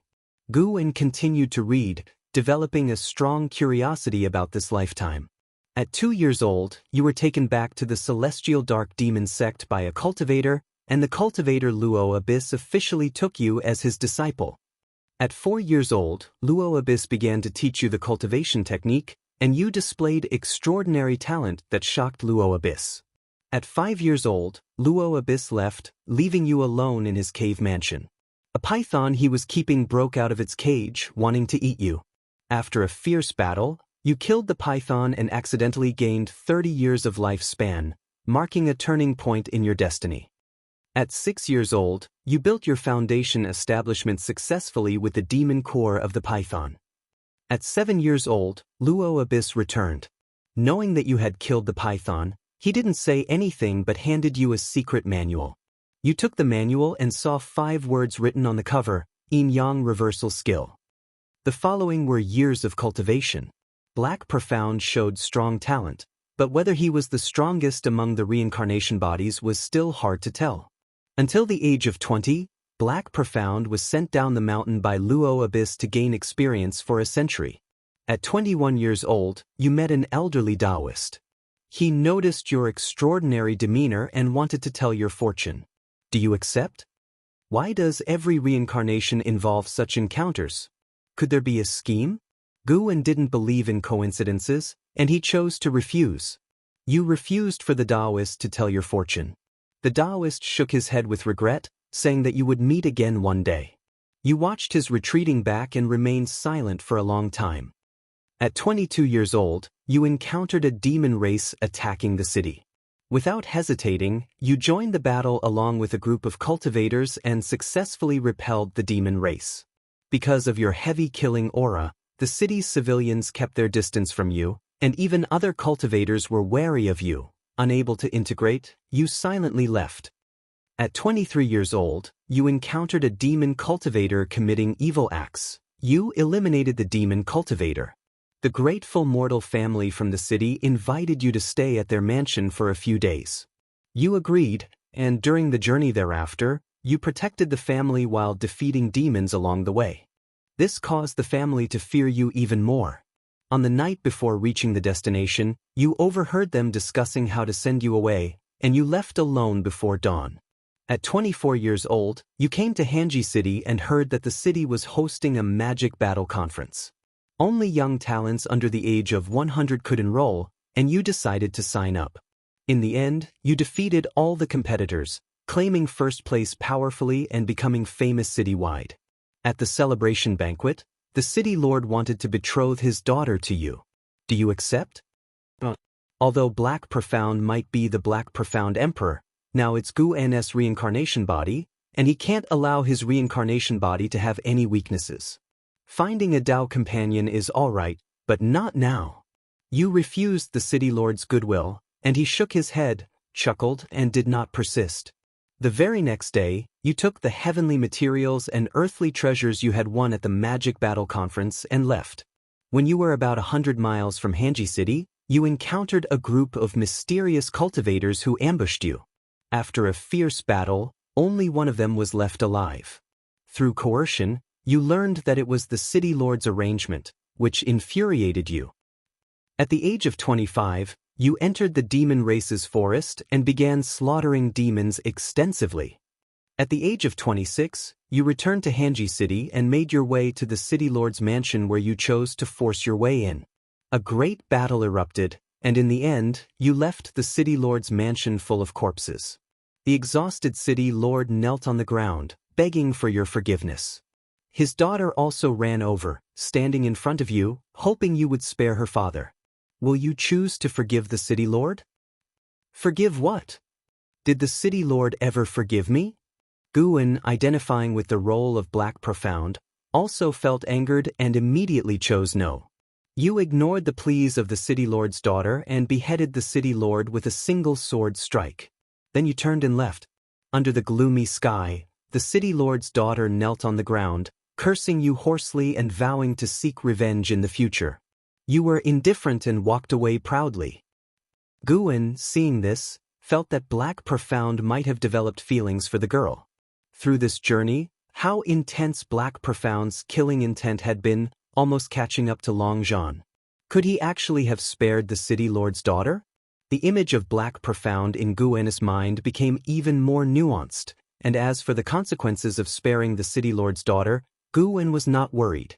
With the life-controlling Black Profound Emperor evolving rapidly, his early live's enemies would hardly impact his future. In the subsequent prompts, Black Profound clearly relied heavily on life evolution, killing relentlessly each year, even routinely slaughtering the alien race, making Guan feel his growth rate would exceed his past lives. After a century, Black Profound returned to the Celestial Dark Demon sect. At the age of 121, you returned to Luo Abyss Cave Mansion and unexpectedly learned of Luo Abyss' death, the cause being demonic possession that led him to harm his fellow sect members, and he was slain by a great cultivator from within the sect in time. You found the incident highly suspicious. While staying at the Celestial Dark Demon sect to cultivate, you began investigating the truth behind your master's death. At the age of 122, you stumbled upon another disciple of Luo Abyss within the sect. After a discussion, you opened your heart, believing that your master could not have been possessed demonically. After hesitating, the other disciple suggested that the cause of the master's death might have been offending the vice sect hierarch, giving you a direction for your investigation. At the age of 123, while you were cultivating in the cave mansion, you felt strong auras approaching. Before you could think further, the restriction of the cave mansion was broken, and a group of law enforcement disciples forcibly entered, accusing you of demonic possession and harming your fellow sect members. They attempted to execute you on the spot. After a fierce battle, you escaped but were met with more opponents. You kept killing as you fled, leaving the Celestial Dark Demon sect and heading north. At the age of 124, you arrived in the land of the North Nether. Standing on a cliff, you were awestruck by the sight of Kuan leaping from the boundless ocean, which led you into a state of profound mystery and enlightenment. At the age of 125, deep in the glacier, you discovered a mysterious cave mansion. After days of research, you successfully deciphered the clues of the restrictions left on the cave mansion. You stepped inside and, after facing 9 mechanisms, saw a stele inscribed with the words cause and effect. Feeling the dense spiritual energy within the cave mansion, you decided to go into seclusion there, planning to seek revenge on the celestial dark demons sect later. At the age of 135, you entered the Mahayana realm, prepared to return to the celestial dark demon sect. Just as you were about to leave, the cause and effect stele vibrated, and a powerful force absorbed you into it. You found yourself in a dimly lit cave. Turning around, you saw that the stele behind you was different from the previous cause and effect stele. It had no inscriptions and was covered in cracks and dust. No matter how you applied your powers, the stele remained inert. You chose to walk out of the cave. Outside the cave wasn't the glacier anymore but a world resembling the immortal realm, filled with abundant spiritual energy that astounded you. Just as you were immersed in the magnificent scenes of nature, a white-robed woman resembling a fairy descended from the sky and landed beside you. You couldn't discern her cultivation level, so you were very vigilant. The white-robed woman asked if you had ascended from the lower realm, which puzzled you further. She invited you to join the profound, clear Immortal sect. Will you agree? Ascended. Guwen had never heard of the profound, clear Immortal sect, but it seemed Black Profound had no other choice. If the other party harbored ill intentions, even if he refused, he would still face trouble. Why not join and see? Chapter 513 Celestial Court, God of Destruction. Guwen chose to join the profound, clear Immortal sect, hoping that Black Profound could follow the right path within the profound, clear Immortal sect. Excessive killing was not a good practice. You chose to join the profound, clear Immortal sect, and the lady in white was pleased. She then introduced you to the profound, clear Immortal sect, and during the conversation, you learned her name, Fairy by Xian. Under Fairy by Xian's guidance, you successfully joined the profound, clear Immortal sect and officially entered the profound, pure Great World. Profound, pure Great World? Guwen pondered. He knew that the Great Thousand World was considered a whole universe, and the celestial spirit Great World had been part of the Great Thousand World before it shattered. Not all Great Thousand Worlds were as fragmented as the celestial spirit Great World. How strong a complete Great Thousand World was, even Guwen could not judge now, for he had not witnessed it. Alerts kept popping up in front of him as Fairy by Xian introduced Black Profound to her mentor, making Black Profound her junior brother. In the years that followed, Black Profound no longer engaged in battles but practiced cultivation with his master and Fairy by Xian. The more this happened, the more uneasy Guwen felt. He had a feeling that something big would happen, something very significant. Black Profound practiced in the profound, clear Immortal sect, spending hundreds of years as if he had forgotten the vengeance for Luo Abyss. At the age of 178, the profound, clear Immortal sect welcomed a Millennia Dao conference, with various teachings from all over the world coming to participate. You heard from Fairy by Xian that she admired a man known as Emperor Ziwei, a peerless prodigy. You secretly took note of this name, then inquired about Emperor Ziwei. When the Millennia Dao conference began, you went above the sea of clouds and saw the elegance of Emperor Ziwei among many disciples. This sight made you lose interest in watching the spectacle, and you returned to your cave mansion to continue in seclusion. Then came various cultivation alerts. Guwen couldn't help but wonder what kind of elegance Emperor Ziwei possessed, one glance at whom had deeply affected Black Profound. Emperor Ziwei used Emperor in his name, and Black Profound later became the Black Profound Emperor. Could it be because of him? At the age of 214, Fairy by Xian found you and said she was going out for training, expecting to be gone for at least 100 years.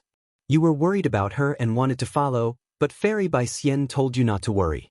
Did you choose to insist on following Fairy by Xian? If it had been before, Guwen would definitely have chosen no, to avoid falling into a romantic entanglement with his reincarnation body. But he remembered how Yang Xian had to bury his wife, and the two had never been together. Perhaps, constantly preventing it might not be a good thing either. And in this life, Black Profound also had a tough time with no family, no friends, and even his master had died. Setting aside his prejudice against the Black Profound Emperor, Guan decided to truly treat Black Profound as himself, treating everyone equally. He chose to insist on following. You chose to insist on following Fairy by Xian. She looked at you, staring until you felt uneasy. Suddenly, she smiled and said you better not hold her back. Hearing this, a smile also appeared on your face. Looking at your senior sister smiling like the bright moon in the sky, you secretly swore to protect her completely for life. At the age of 215, you followed Fairy by Xian to a sea, where you stopped on a deserted island. Fairy by Xian was preparing to collect herbs on the island, while you meditated on the beach. Later, Fairy by Xian chose to stay on the island, where she began practicing alchemy, and she would let you taste any elixirs she made. At the age of 217, you left the island and ventured further into the sea, where you encountered a human race sea ship surrounded by demon beasts. You chose to help, rarely encountering ownerless demons, unable to resist the urge to kill. Afterwards, Fairy by Xian cautioned you not to create too much slaughter. The profound, clear Immortal sect was not just a sect of the human race but also of all living beings without discriminating between races. You promised it wouldn't happen again. Seeing Fairy by Xian admonishing Black Profound, Guan felt that his decision was the right one. Lifespan could be considered as an aid and could be used in many ways, as long as one did not develop a killer instinct. He felt that Black Profound would not give up on lifespan, but as long as there was some restraint, it was also a good thing. Black Profound followed Fairy by Xian traveling around the world, treasure hunting, saving demons and people, exorcising ghosts, their journey brimming with excitement. The two also encountered dangers and had been seriously injured, but luckily, they took care of each other and always managed to turn peril into safety. Fairy by Xian had saved Black Profound, and Black Profound had also saved her. All in all, nobody truly held the other back. At 307 years old, you unexpectedly stumbled upon a battle for treasure where one party was none other than the Emperor Ziwei, whom Fairy by Xian admired. He fought alone against hundreds of strong Immortal Dao cultivators and ultimately defeated them. Fairy by Xian was amazed, and even you had to admit that Emperor Ziwei was truly powerful. After the battle ended, Emperor Ziwei approached you. He obviously recognized Fairy by Xian and wished to invite her to his dojo as a guest, but she politely declined.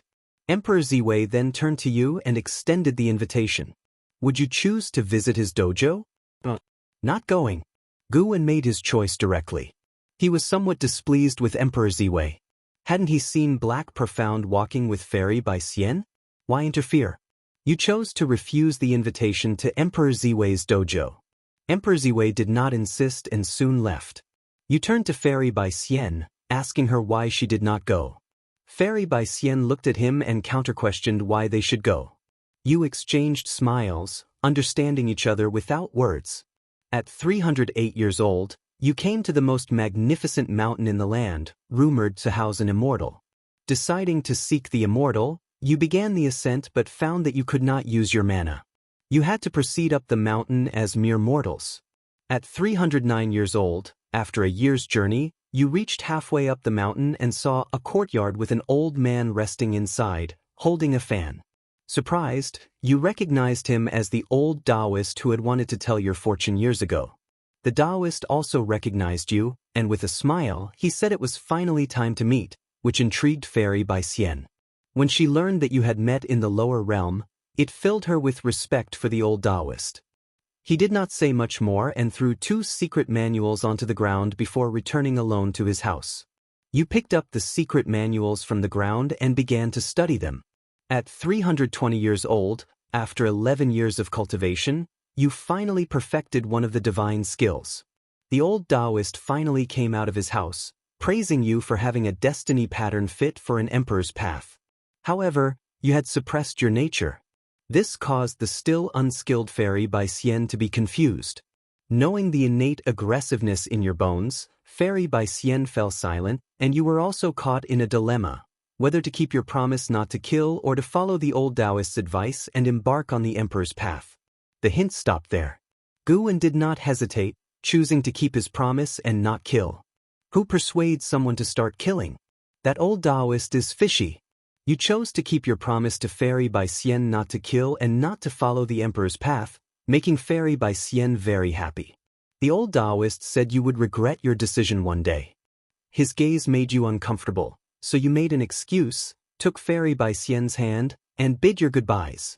At 321 years old, you and Fairy by Xian discovered the legendary divine beast, the celestial auspicious deer, in the forbidden demon forest. You received the blessing of the celestial auspicious deer, enhancing your comprehension. After surreptitiously being cursed by the old Taoist, Guwen was cautious and closely watched the hints, fearing Black Profound and Fairy by Xian might encounter danger. Fortunately, they continued to encounter amazing adventures until they were over 500 years old, when both returned to the profound clear Immortal sect and entered into seclusion. The next 500 years passed even quicker. Yet, the event Guwen feared still occurred. At 1,347 years old, while in seclusion, you felt a terrifying pressure. You immediately left your cave mansion and saw the sky darken, forming a majestic vortex of clouds, and felt an oppressive atmosphere. Soon after, you saw a pair of eyes and then heard an authoritative voice claiming he was the god of destruction from the celestial court, stating that there were unusual intrusions in this great world that must be cleansed. As his voice fell and the earth shook, you immediately went to find Fairy by Xian. You managed to find her and wanted to take her to flee, but she decided to stand or fall with the profound clear Immortal sect. You were caught in an inner struggle, wondering whether to stay and protect the profound clear Immortal sect. Celestial Court, God of Destruction. Guwen frowned tightly. This God of Destruction might be a terrifying being like the Celestial Spirit God, and it seemed the Celestial Spirit Great World had shattered because of the Celestial Spirit God. How could the profound clear Immortal sect resist such a terrifying entity? But how could Black Profound flee and still face the profound clear Immortal sect? Forget it. Might as well die together. Consider the million-year lifespan wasted. To embrace death with a loved one, even if life is short, insights can still be obtained. You chose to stay and protect the profound clear Immortal sect, which deeply touched Fairy by Xian. She seemed to think of something and pulled you flying to a place. On the way, you saw countless great cultivators from the profound clear Immortal sect rushing toward the giant eye in the sky, only to be extinguished one after another. This sequence of events made you feel so insignificant. Following Fairy by Xian's lead, you discovered that you had come to the cave where you had first crossed into the profound pure great world. Fairy by Xian explained that the reason she had recruited you into the Immortal sect at first sight was that her deceased father had claimed that this cave held an immortal fate. Someone who had once saved the profound clear Immortal sect had emerged from this cave mansion. She hoped you could return to your original world. You said you didn't know how to go back when you saw Fairy by Xian pulling out a jade pendant.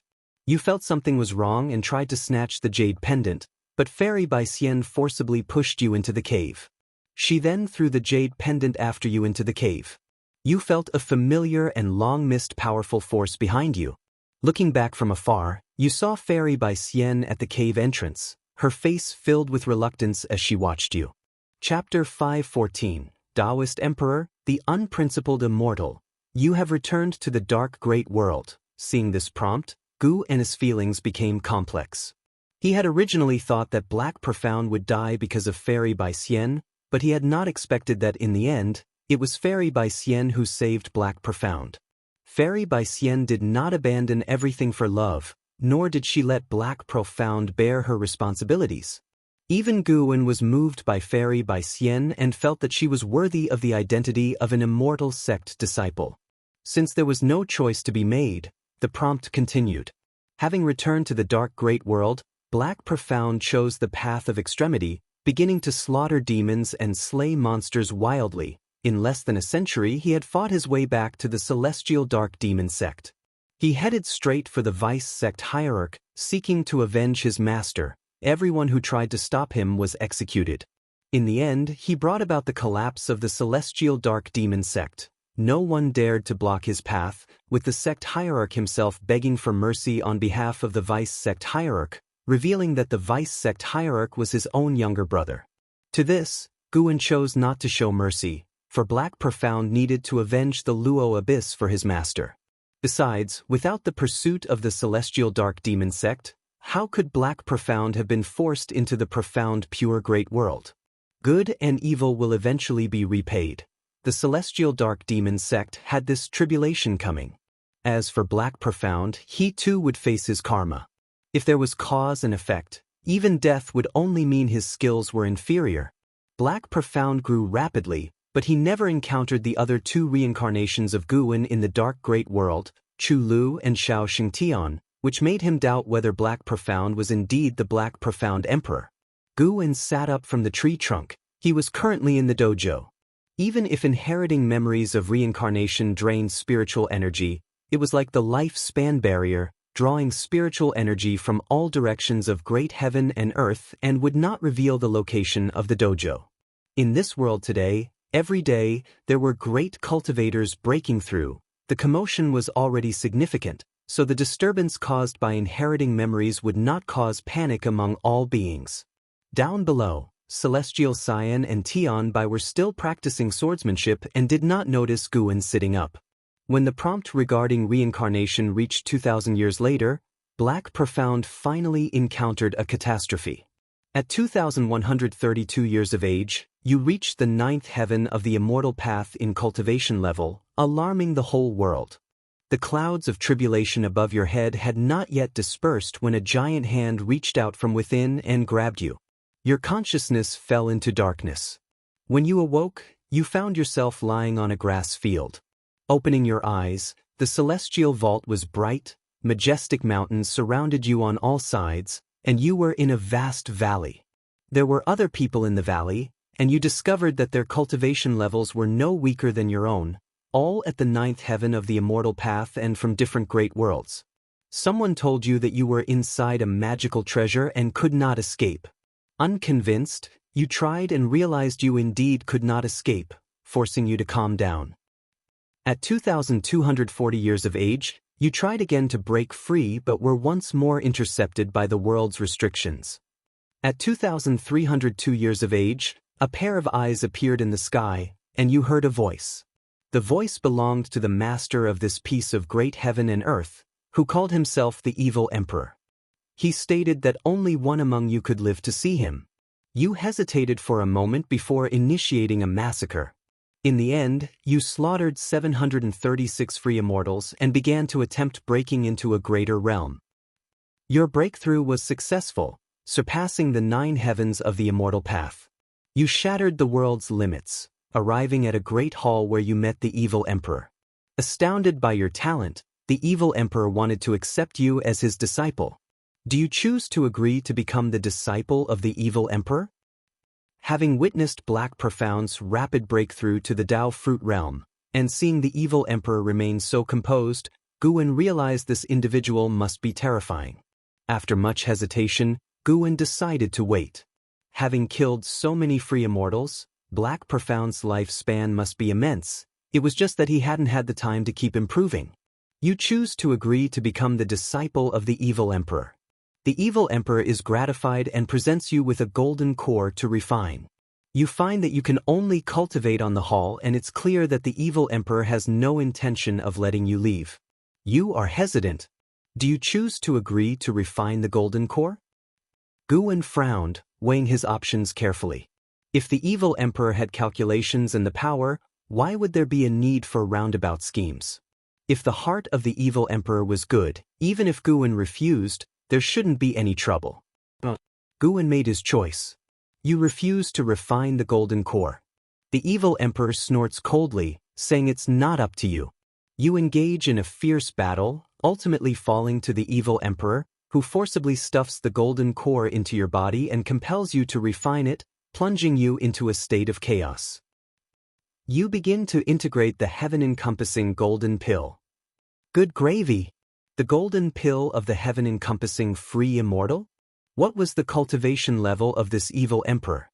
You've comprehended the path of cause and effect. You've comprehended the path of destiny. You've comprehended the path of yin and yang. An evil soul tried to possess you, but you eradicated it by forcibly evolving your lifespan. Your cultivation level has greatly increased, you opened your eyes, and the evil emperor was kneeling before you, calling you master and offering you the emperor's weapon, the Karma Rebirth Moon. You pretended to accept, leading the evil emperor away and began your secluded cultivation. You successfully crossed the tribulation and reached the realm of profound Yuan-free Immortal. The evil emperor returned to congratulate you. Suddenly, you attacked him. After a fierce battle, you slew the evil emperor and found the emperor's destiny within the palace. You merged it with your own, changing your destiny pattern and becoming a Taoist emperor, unconstrained by karma or fate. You named yourself Black Profound Emperor, and as if decreed by some cosmic fate, you felt recognized. At the age of 2303, you stepped out of the evil domain and into the cosmos. You discovered the vastness of the universe. The dark great world was just a fraction of it, and you began to traverse the cosmos. Black Profound Emperor. It was indeed him. Seeing this prompt, Guin felt conflicted. He didn't understand why the Black Profound Emperor would want to kill his reincarnation body. The prompts kept coming. More and more slaughter, but the Black Profound Emperor didn't kill without purpose. He was also searching for a way to break free from the universe, seeking to return to the profound pure great world. When the Black Profound Emperor arrived at the world gate, he didn't encounter the celestial spirit god, leading Guin to speculate that the dark great world might not belong to the celestial spirit great world. Eventually, the Black Profound Emperor successfully crossed the universe and arrived at the path of the Great Tao. Along this path were entrances to different great worlds. The Black Profound Emperor could not discern which great world was the profound pure great world. He could only explore them one by one. The first two great worlds were fine. He could come and go as he pleased, but when he approached the third great world, he encountered karma retribution just as he was about to enter. Even the path of destiny seemed to reject him, something he had never felt before, forcing him to retreat. This set Guin's mind racing. To encounter karma retribution, there must surely be some cause and effect involved. Could it be related to the other reincarnation bodies? In the end, the Black Profound Emperor returned to the profound pure great world, now a wasteland. He wandered between heaven and earth, seeing no living spirits, and when he came to the once thriving profound clear immortal sect, he could not find Fairy by Xian anywhere. The Black Profound Emperor lingered at the ruins of the profound clear immortal sect for a long time. He erected a monument for Fairy by Xian, and just as he was about to leave, an overwhelming oppressive force descended upon him, a presence he could never forget. The Celestial Court, the God of Destruction. Reading this, Guin felt that things had gone awry. He didn't think the Black Profound Emperor was a match for the God of Destruction, especially since the Black Profound Emperor was currently only a profound Yuan-free immortal. At the age of 2702, you faced the God of Destruction, prepared to avenge Fairy by Xian. Yet, to your astonishment, you saw a figure appear behind the God of Destruction. It was Fairy by Xian. Her aura was completely different from the one in your memories, cold and detached, making you realize she was a reincarnation of a Celestial Court immortal god. The Celestial Court discovered the anomaly of this great world because of her. Now that she has regained her memories from her past life, her gaze towards you was cold and indifferent. Just when you felt utterly hopeless, the old Taoist who had taught you divine skills appeared and repelled the God of Destruction with a single palm strike, then fled with you from the profound pure great world.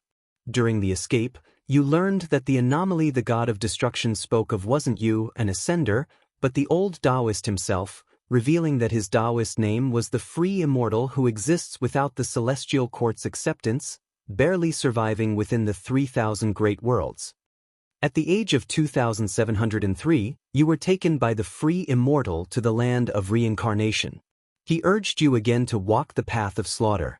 Thinking of Fairy by Xian's cold visage, this time you chose to forsake your vow.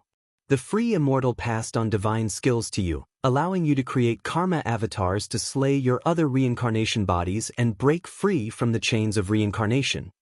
Good heavens! So that's what was happening.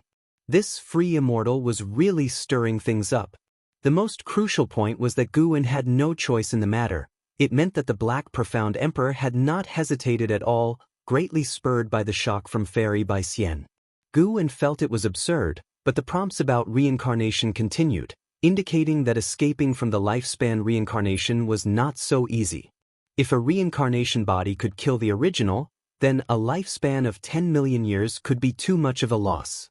At the age of 2820, you created 3,000 karma avatars, dispersing them into the 3,000 great worlds, then manipulating them to enter the river of destiny. A third of your karma avatars were exterminated within the year.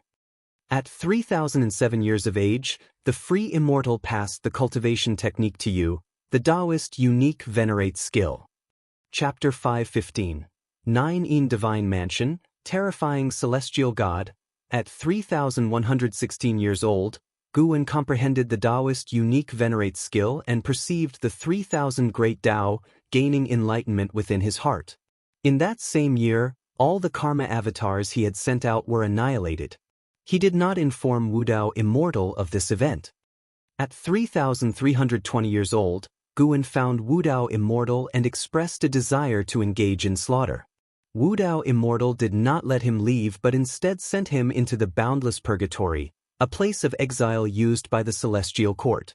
Anyone who fell into it could only engage in endless slaughter until they were killed. At 3,321 years old, Guwen condensed his own Taoist Emperor divine skills. By the age of 3,350, Guwen had leveraged lifespan evolution to forcefully enter the heaven-encompassing free immortal realm. He met Emperor Guangyu, and through Emperor Guangyu, he gained a deeper understanding of the boundless purgatory. At age 3,362, a powerful being was exiled into the purgatory by the celestial court. Guwen witnessed this powerful being besieged, killing gods when gods stood in the way and demons when demons blocked the path. Feeling that he was no match, he stayed away from the battlefield. At 3,400 years old, Emperor Guangyu, with that powerful being, found Guwen. This person was known as the Emperor Xianxia, also a heaven-encompassing free immortal. They prepared to go and slaughter the most terrifying existence in the boundless purgatory, the no-prison demon lord. At 3,401 years old, the three of you found the no-prison demon lord. However, you were no match for him. After being repeatedly heavily injured, Wudao Immortal suddenly appeared at the critical moment. Unexpectedly, he was acquainted with the no-prison demon lord. The no-prison demon lord looked at you and forced you to choose between Emperor Guangyu and Emperor Xianxia, with only one of them being able to survive with you. You fell into a dilemma. It was time for Guwen to make a choice, and he secretly breathed a sigh of relief. He still had a choice to make, which meant that the reincarnation body was still under the control of the lifespan reincarnation. Choosing between Emperor Guangyu and Emperor Xianxia was easy. After all, he knew Emperor Guangyu better because of Black Profound. Guwen immediately chose Emperor Guangyu. You chose to let Emperor Guangyu live, yet the no-prison demon lord did not slay Emperor Xianxia but instead took him as a subordinate. You and Emperor Xianxia exchanged glances, feeling the hostility from the other. Afterwards, Wudao Immortal brought you back from the boundless purgatory to the land of reincarnation. At 3,500 years old, you took advantage of Wudao Immortal's absence and stealthily left his dojo, embarking on your own adventure in the land of reincarnation. At 3,501 years old, you encountered a ghost immortal from the 9 in Divine Mansion, sustaining severe injuries and having no choice but to leap into the netherworld. You began your reincarnation. 9 in Divine Mansion? A mere ghost immortal could heavily wound the Black Profound Emperor, a heaven-encompassing free immortal? Guwen grew even more wary of the land of reincarnation. During his previous breakthroughs in the land of reincarnation, he had always felt an eerie chill, as though something immensely terrifying was hidden in the dark. After reincarnating, it was a new life, but the Black Profound Emperor still retained the ability of lifespan evolution. However, the reincarnation body was distinctly different from Guwen. They lacked the various lifespan abilities and could only use lifespan evolution to enhance their cultivation level and Taoist techniques, not like Guwen who controlled life expectancy prediction, lifespan barrier, lifespan simulation, and other abilities. Every time the Black Profound Emperor made a breakthrough, he would suffer attacks, exactly because he lacked the lifespan barrier. In this life, the Black Profound Emperor achieved the Nirvana realm before he turned 1,000 years old. Then, he began to regain his memories and, after sweeping away his enemies in a single lifetime, he stepped out of the path of reincarnation at the age of 2,000 and returned to the land of reincarnation, restoring his cultivation as a heaven-encompassing free immortal. Free from the harassment of the ghost immortal, the Black Profound Emperor continued to advance. In this way, the Black Profound Emperor began his own adventurous life. He no longer dwelled on Fairy by Xian, but he would go to explore the existence of the celestial court. In future hints, he would meet women who moved his heart, but Guwen rejected them on his behalf. One profound experience was enough. Guwen continually made choices on behalf of the Black Profound Emperor, and each choice reinforced his own confidence. He had indeed been bluffed by Wudao Immortal before, as if the reincarnation body would devour its master. Before he knew it, the Black Profound Emperor reached 1,000,000 years of age. He had been holding off breaking through to the innate golden immortal realm, and Guwen felt he must be wary of something. Finally, the Black Profound Emperor began his breakthrough. At 1,000,008 years old, you started your breakthrough and succeeded in surpassing the free immortal status to achieve the golden immortal Dao fruit. You encountered an attack from Wudao Immortal, who wanted to take possession of your physical body. You employed your divine skills and leaped to another great world, with Wudao Immortal in hot pursuit. You have come to the celestial spirit great world. You realize this great world has already shattered, and so you rush toward the world gate, wanting to flee to a stronger great world, as the godless immortal continuously attacks you. You encounter an attack by the celestial spirit god. You are severed in two by a single axe blow from the celestial spirit god. You immediately resist, but the celestial spirit god swings the axe again and slays you, destroying both body and spirit. You die at the hands of the celestial spirit god. Reincarnation ends. Damn it. The celestial spirit god again. Even the Black Profound Emperor died by his hand? Celestial spirit god. If you could also slay the godless immortal, then I would truly admire you. That's what Guwen thought to himself as he got up, disappeared from his spot, and arrived at the highest peak in the Taoist field of the beginningless. He sat cross-legged on a cliff and began to inherit the memories of reincarnation. The reincarnation prompts were just a summary. Only by truly inheriting the memories of reincarnation could one feel them vividly. A continuous stream of reincarnation memories flooded into Guwen's mind. Upon awakening in the body of reincarnation in the dark great world, the whole world was enshrouded in darkness. The world was dark, and human hearts, even darker. Although Luo Abyss had saved Black Profound, he hadn't treated him all that well, but because he was Black Profound's only kin, Black Profound could never forget him. No matter how many years passed, Black Profound would always think of that dark cave mansion. Having become Black Profound, Guwen could understand these feelings. The more one lacks something, the more they yearn. He did not miss Luo Abyss, he yearned for kinship, that was all. In the dark great world, not a single day was happy for Black Profound. Guwen felt that he had it even worse than Chu Lu and Xiao Xingtian. It was only when Guwen stepped into the profound pure great world that his entire world seemed to brighten and become radiant thanks to Fairy by Xian's smile. At that moment, he was Black Profound, and he too wanted to protect Fairy by Xian for a lifetime. The life that followed, adventuring through the great world with Fairy by Xian, was even more carefree and joyous, and also gave Guwen a deeper understanding of the power of the great world. In the profound pure great world, the 9 heavens of the immortal path were not a secret to sentient beings, and there were even transcendent beings who surpassed the 9 heavens of the immortal path, active in the world, each an overlord and a great power of the world. When the god of destruction appeared, the beauty finally shattered. Guwen stood in front of his cave mansion, looking up at the visage of the god of destruction, truly a sight of awe-inspiring power. Even the skies of the great thousand world could not contain the god of destruction. How powerful the profound clear immortal sect was, yet those who surpassed the 9 heavens of the immortal path fell one after another in their assaults on the god of destruction, as futile as mantises trying to stop a chariot, moths to a flame, utterly powerless. Afterward, Guwen began to experience more peril.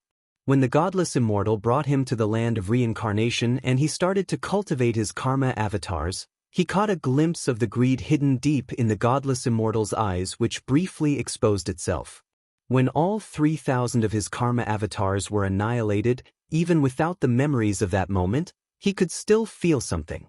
There was no so-called transcendence. To annihilate one's own reincarnation bodies in other spacetimes and great worlds only eliminated karma, and for each one destroyed, one would suffer from karma retribution, a pain that Guwen could feel.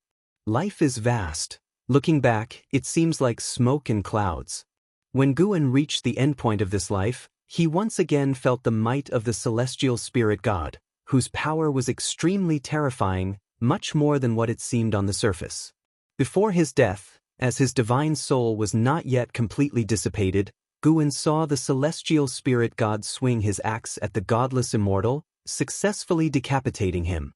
The godless Immortal wore an expression of shock, as if he had not anticipated the celestial spirit god to be so powerful. Chapter 5:16. Taoist unique venerate skill. The reincarnation inheritance had ended. When Guwen opened his eyes, the sky had darkened. He looked up to see the night sky sparkling with stars, making him feel as if a lifetime had passed. The memories from Black Profound Emperor's million-year reincarnation had completely merged into his soul. It was as if he had truly lived through those million years. Dark Great World, Profound Pure Great World, Path of the Great Tao, Land of Reincarnation. He had truly become the Black Profound Emperor, the two merging into one. The so-called reincarnation body is actually just the same soul, merely manifesting under different Tao rules. A reincarnation body can kill another reincarnation body, but it cannot kill the primordial soul. If the primordial soul perishes, all reincarnation bodies will cease to exist. It seemed that Black Profound Emperor realized this, which is why he stopped releasing karma avatars. As to whether Black Profound Emperor could differentiate if he was the primordial soul, Guwen couldn't judge. But in fact, for a reincarnation body, it doesn't matter whether it is the primordial soul or not, as it does not affect the reincarnation Bodhi's ability to live. The primordial soul could even become a reliance for the reincarnation body. God of Destruction had Black Profound Emperor destroy all other reincarnation bodies just so he could escape all karmic ties and then possess a body to evade the celestial court's pursuit. Regrettably, what God of Destruction didn't understand was that Black Profound Emperor's reincarnation body operated differently from what he perceived as reincarnation. Guwen's lifespan reincarnation was not bound by the Tao rules. No one could therefore infer his reincarnation body and primordial soul through Black Profound Emperor. This life, Black Profound Emperor had helped Guwen understand the Great Thousand World, Path of the Great Tao, and Land of Reincarnation, even revealing to him other paths of cultivation. Taoist Emperor. The Taoist Emperor is a branch in the path of cultivation, anchored in the Great Tao, obtaining the power of the Great Tao at an earlier realm, becoming an existence that realms cannot measure. To become a Taoist Emperor, one must gain the acknowledgement of the Great Tao, an exceedingly arduous task. Black Profound Emperor also became a Taoist Emperor through the inheritance left by the evil Emperor. The world established by the Great Tao is truly boundless. Even an innate golden immortal is not enough to comprehend the true essence of the Great Tao. Footsteps approached from behind, interrupting Guwen's thoughts. Xianxia came and sat in front of him, curiously asking, "What's wrong? You've been here all day and night." She had watched for a long time and approached only after seeing Guwen slightly move. Guwen turned his head to look at her and smiled. "Naturally, I am comprehending the natural order of the universe." Seeing the smile on his face, Xianxia breathed a sigh of relief. She took out a painting scroll, then unfurled it. It depicted Guwen's silhouette, looking so somber, radiating a morose and eerie aura of death. "This is a painting I made of you earlier. During the process, I saw some visions," Xianxia said cautiously. This piqued Guwen's interest. Could she have seen his reincarnation memories? "What did you see?" Guwen asked with a smile, his smile also easing Xianxia's nervousness. Previously, Gu An's silhouette had brought immense pressure on Shenzhen, instinctively terrifying her. If it weren't for her relationship with Guan, she really wouldn't have dared to approach. Shenzhen hesitated for a moment, then said, "I saw many visions, all fragments, but quite what? Quite shocking. The events and enemies you encountered are beyond what I could have ever imagined." Shenzhen replied, thinking of the god of destruction's form, and couldn't help but shudder. Who wouldn't despair when faced with such an existence? She thought again about Gu Ennis parting with Fairy by Xian, and when she saw Fairy by Xian again, that aloof and lofty demeanor made her sympathize with Guan. No wonder so many beauties threw themselves at Guan, yet he remained indifferent. It turned out he had already experienced a deeply memorable love. Listening to her thoughts, Guan guessed the scenes she had glimpsed. Although they were fragments, the fact that she could see them proved her talent for understanding the way of cause and effect. It wasn't just the way of cause and effect. Perhaps Shenzhen could also glimpse into the path of reincarnation and the way of fate. Guan pretended to be serious. "Those things you've seen, aside from those about me, don't talk about them, and certainly don't draw them, to avoid trouble." Shenzhen nodded. She wasn't foolish. How could she dare to draw the god of destruction, whom even Guan couldn't defeat? Looking at Gu An's face, Shenzhen felt that he was also carrying a burden, facing enemies he couldn't overcome. Perhaps Guan had come to hide in the celestial spirit great world just to avoid these formidable beings. For the first time, Shenzhen felt a strong desire to become stronger. Although she was unclear about what exactly had transpired between Guan and that woman, seeing her lofty look down on Guan infuriated Shenzhen. One day, she would accompany Guan to take revenge. After all, she had no attachments in this life and was only following Guan to cultivate. From now on, Guan's enemies were her own. Hearing her thoughts, Guan couldn't help but laugh and cry, but he was, of course, somewhat touched. It was not in vain that he had brought her to the dojo. "I will pass on to you a divine skill that will aid you in better understanding the Tao. Do you want to learn it?" Guan looked at Shenzhen with a smile. Upon hearing this, Shenzhen's eyes lit up and she nodded eagerly. "This skill is profound and mysterious. It won't show effects in just a year or two. Be mentally prepared," Guan cautioned. Shenzhen replied, "In this dojo, I'm in no rush." Guan was amused, then proceeded to impart the Taoist unique venerate skill of the Black Profound Emperor to Shenzhen. The Taoist unique venerate skill was originally taught by the Immortal without Tao to the Black Profound Emperor, but the Black Profound Emperor had enhanced it, making it even stronger. Guan guessed that the Black Profound Emperor had utilized lifespan evolution, which was why the Immortal without Tao, despite pursuing him, couldn't defeat him. The Taoist unique venerate skill of the Black Profound Emperor had surpassed that of the Immortal without Tao. The Taoist unique venerate skill was a complete Taoist technique, including divine skills, spells, evasion techniques, and formations, among others. Once Shenzhen inherited the Taoist unique venerate skill, she could cease cultivating other Taoist techniques. With so many reincarnation memories merged, Guan mastered countless Taoist techniques, and the Taoist unique venerate skill was definitely one of the top tier. Perhaps the Black Profound Emperor's talent was not as great as that of Xianxia, nor his combat ability, but his opportunities were quite extraordinary. Guan didn't pass it orally but raised his hand, his fingers pressing on Shenzhen's forehead. Shenzhen's eyes widened as she stared intently at Guan, a strange light flickering in her eyes. Soon she entered a state of enlightenment. The moon set and the sun rose. Morning sunlight spilled over Shenzhen, who suddenly opened her eyes, staying frozen in place. Then, instinctively looking around, when she saw Guan stretching near a cliff not far away, she finally sighed in relief. The Taoist unique venerate skill was vast and boundless, and just the inheritance of cultivating memories made Shenzhen feel as if she had traversed a vast sea, thus waking up with a feeling of panic as if facing a transformed world.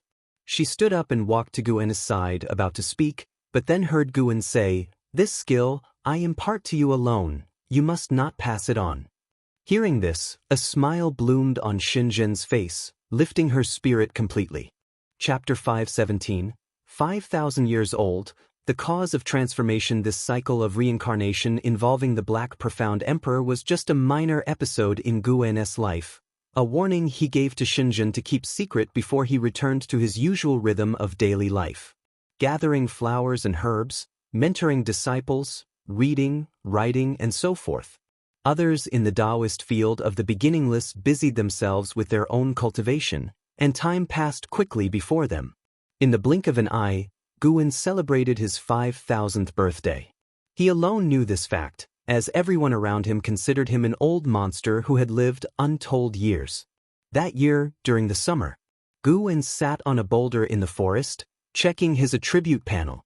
Name, Guan, lifespan, 5000/61, 551, for 78,029, physique, primordial infinite body, cultivation level, perfection in the innate golden immortal realm, a lifespan of over 615 billion years, not bad, steadily increasing. Guan thought thus, a smile appearing on his face. Beside him was a stream, the very place where he had first met Xianxia and others, now a boundary line of the forbidden land of the Qianquan sect. He stayed here to wait for someone. While waiting, Guan looked towards the distance, observing the current state of his old acquaintances.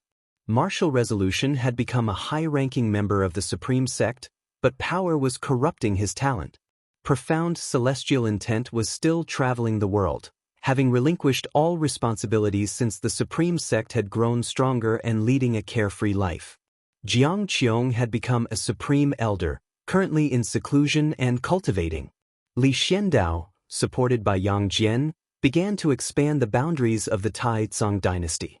The world remained a battleground between the Immortal dynasty and the Holy Court, with both sides losing numbers but their overall destiny improving as they birthed more powerful and outstanding individuals. Without the intervention of the free Immortal, all was relatively peaceful. Guan's gaze landed on Li Ya, who had been quickly increasing in cultivation under the tutelage of the Sword Annihilation ancestor, especially in his sword intent, which was fiercely potent. Having instructions surpassing even the 9 heavens of the Immortal path from a sword Dao expert, Li Ya's opportunity was among the top in the world, only in how surpassing him among their generation. With a vast world filled with talents like fish in a river, the supreme sect producing 2 pinnacle geniuses gave Guan a great sense of achievement. With this feeling of accomplishment, Guan began to predict Li Ya's future.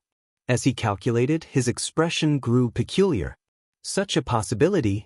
Guan thought of the celestial Dao golden core and the sword annihilation ancestor, feeling that such a future was indeed reasonable.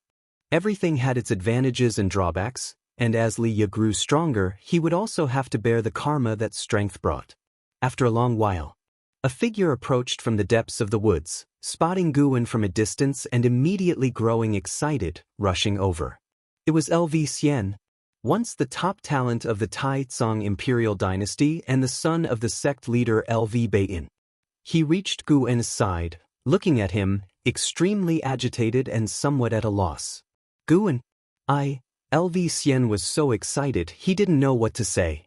Guan looked at him, sizing him up and down, and smiled, "No need to be nervous. Since you've crossed heaven and earth to get here, I naturally will fulfill my promise." Hundreds of years ago, Guan heard LV Xian calling out to him. It turned out that LV Xian had challenged Yang Jian and suffered a devastating defeat, which hit him hard. Thus, he thought of seeking Guan's help, considering Yang Jian was Guan's disciple. He knelt in his own cave mansion, begging Guan to teach him.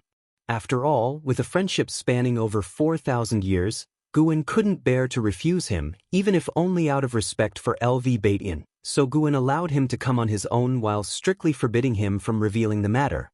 Thus, LV Xian crossed continents and oceans, and even with the cultivation level of the Nirvana realm, it still took him hundreds of years to reach the 9-spirit continent. Along the way, he faced numerous hardships and experienced both resentment and affection. "Can I follow you and cultivate now?" LV Xian asked, his eyes burning with eagerness. Guan smiled and raised his hand towards a nearby stream, saying, "You must think carefully. Once you cross the stream, there will be no turning back. Until the catastrophe of heaven and earth ends, You cannot leave my Taoist field. It's an incredibly long period, long enough to turn anyone you care about into dust. Upon hearing this, LV Xian's brows furrowed tightly.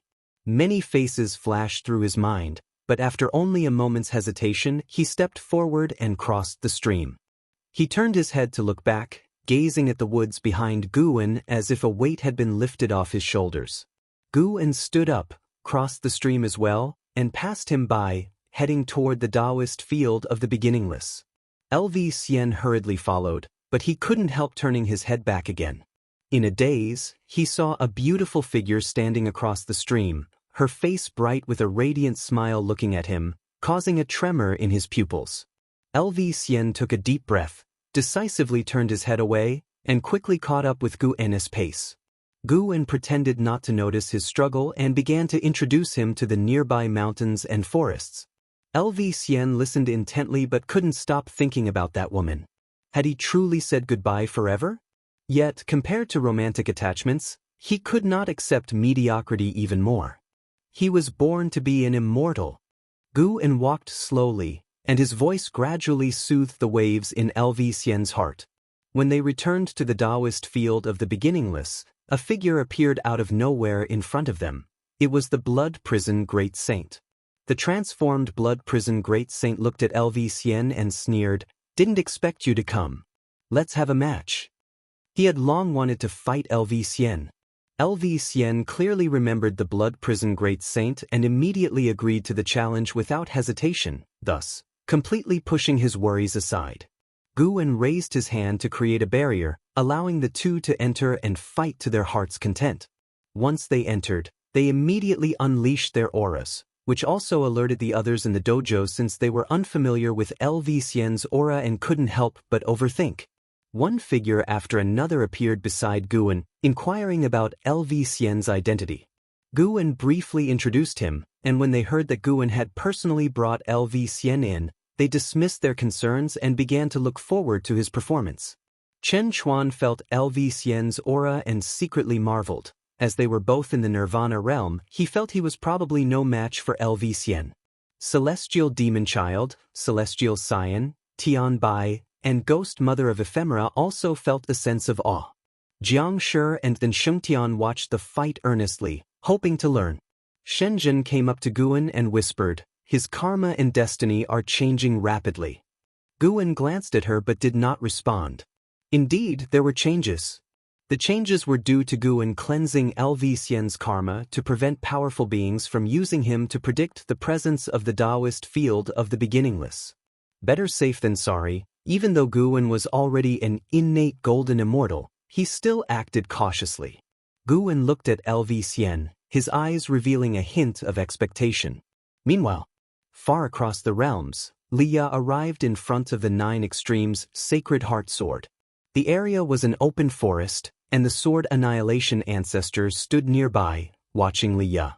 In front of Liya, the Nine Extremes' Sacred Heart Sword was stuck in the soil, its blade etched with crimson flame patterns and about 4 fingers wide.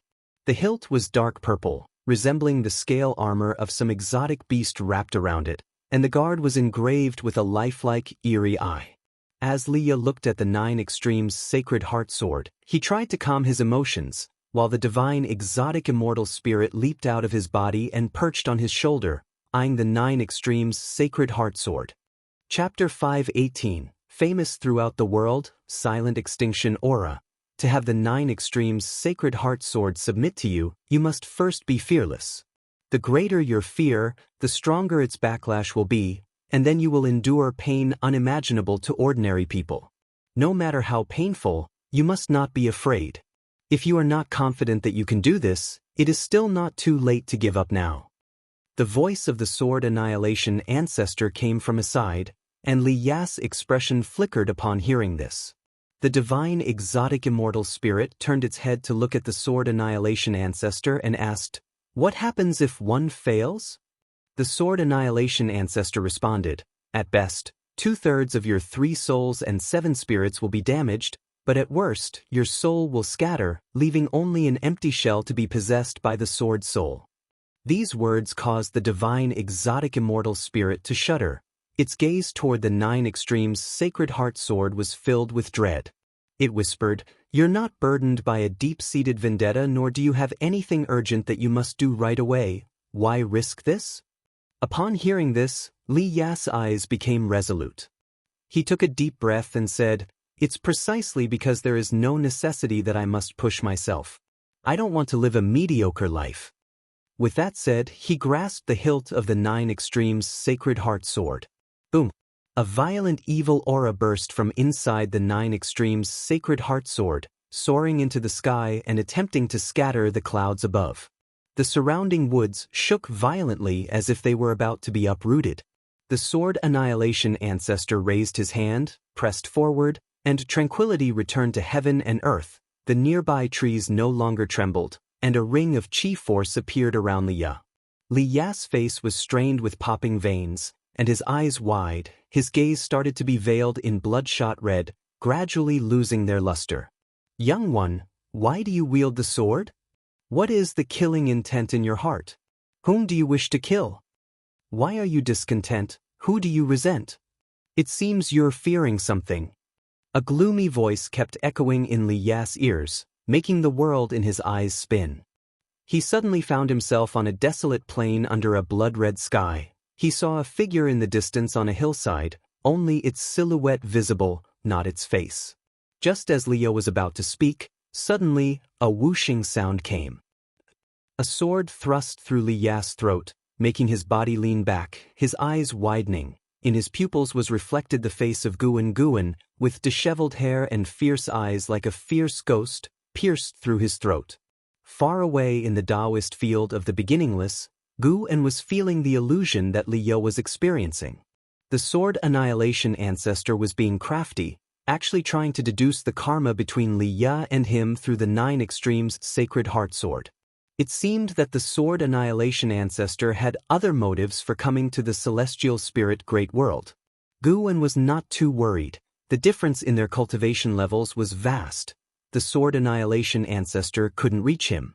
He felt the sword intent from the sword annihilation ancestor entering Li Ya's body, helping him withstand the backlash of the Nine Extremes' sacred heart sword, which reassured him. Perhaps the sword annihilation ancestor had plans for the supporting Tao sword venerable, but at least he wouldn't let Li Ya die right now. Li Ya was only at the Nirvana realm and couldn't bear the power of the Nine Extremes' sacred heart sword on his own. The fact that the sword annihilation ancestor intervened showed that he truly wanted Li Ya to inherit this power, regardless of later schemes, and Guan would act again if needed. Guan then turned his attention to the battle between the Blood Prison Great Saint and LV Xian, feeling expectant. He personally trained LV Xian, who must become stronger as, after many years in the primordial era, LV Xian was the strongest in heaven and earth. A smile involuntarily appeared on Guan's face as he thought of the delightful outcome. Meanwhile, LV Xian was feeling immense pressure, shocked by the strength of the Blood Prison Great Saint, yet he was also thrilled. To think a fierce bull could be so powerful, his training with Guan would surely make him stronger. The celestial demon child, an Exen, Qin Chuan, and others were also discussing the battle, equally astounded by LV Xian's displayed strength since the Blood Prison Great Saint was a loose immortal, and for a Nirvana realm cultivator to fight a loose immortal to such an extent spoke volumes of his talent. At dusk, Supreme Sect, Third Medicine Valley. Long Qing came down from the pavilion. He saw Candle Star standing on a roof, gazing steadily into the distance.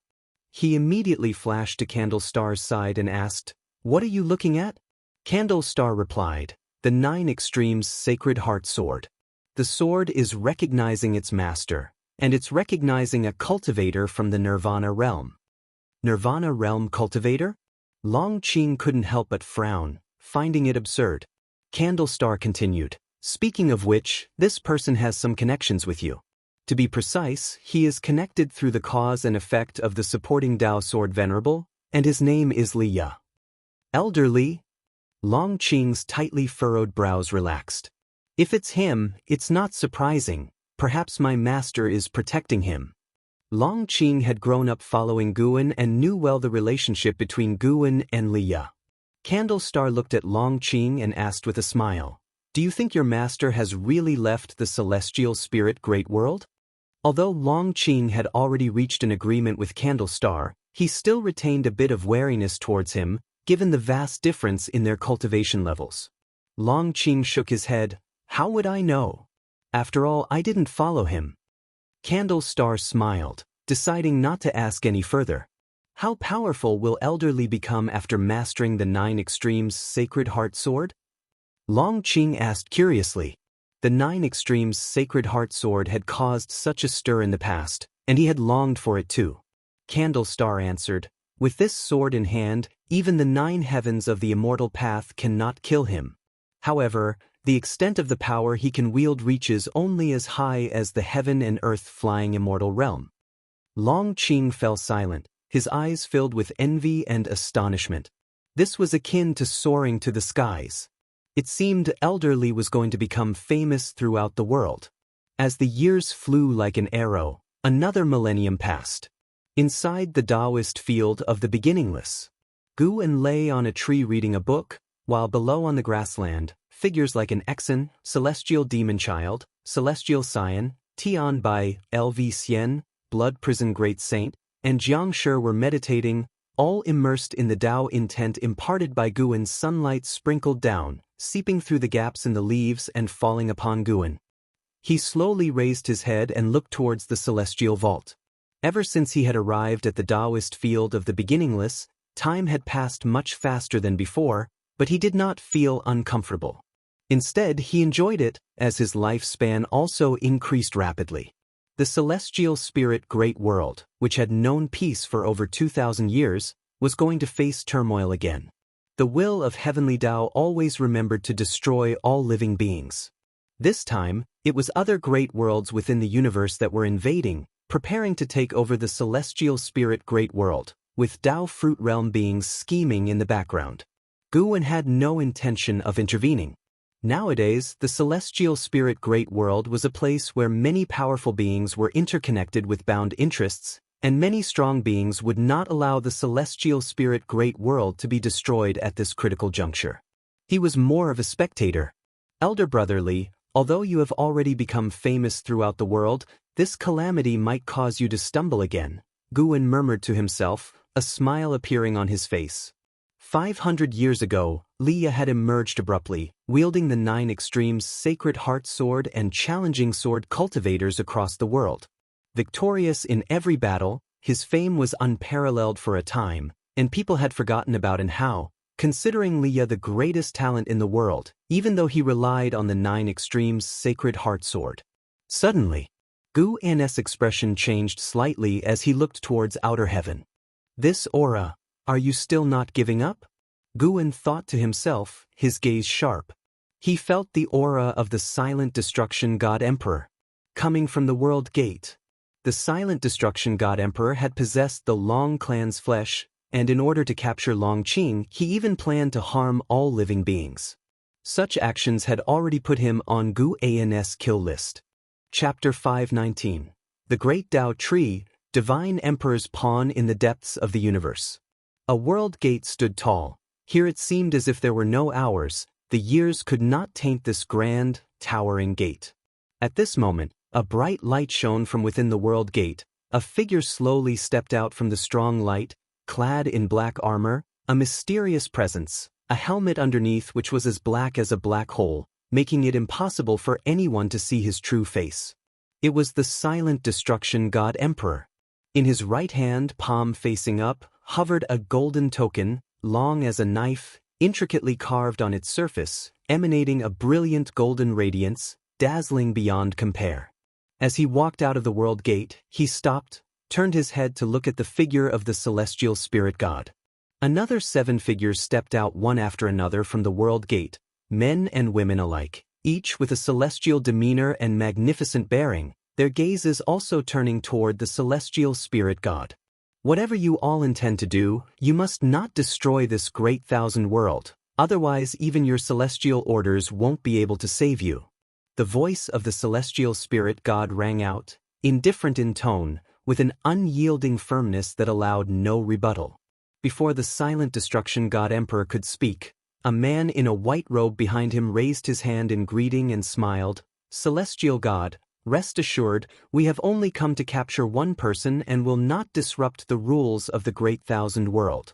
The celestial spirit god did not respond, and the silent destruction god emperor proceeded to step toward the depths of the universe, followed closely by the man in the white robe and others. Soon, this expanse of void fell into silence once more. The bright light inside the world gate dissipated, and the surroundings of the world gate dimmed, with only the light emanating from the celestial spirit god persisting. Although the arrival of the silent destruction god emperor drew Gu An's attention, he did not initiate an attack because he felt that the silent destruction god emperor also possessed an innate golden immortal's cultivation level. Battling an opponent of the same realm wasn't wise. Guan, lying on a tree branch, sat up. "Forget it. Let's have a lifespan simulation. Requires 5 billion years of lifespan. Continue? 5 billion years of lifespan? That's way too expensive." Guan directly chose no. There was no need to waste lifespan, especially since the aura of the silent destruction god emperor didn't intimidate him. The silent destruction god emperor wouldn't be able to discover the Taoist field of the beginningless unless he intended to destroy the celestial spirit great world. Although many have seen Guan in this world, Guan has already tampered with their cause and effect. No one would be able to trace back to the Taoist field of the beginningless. Guan lay back down, continuing to read his book.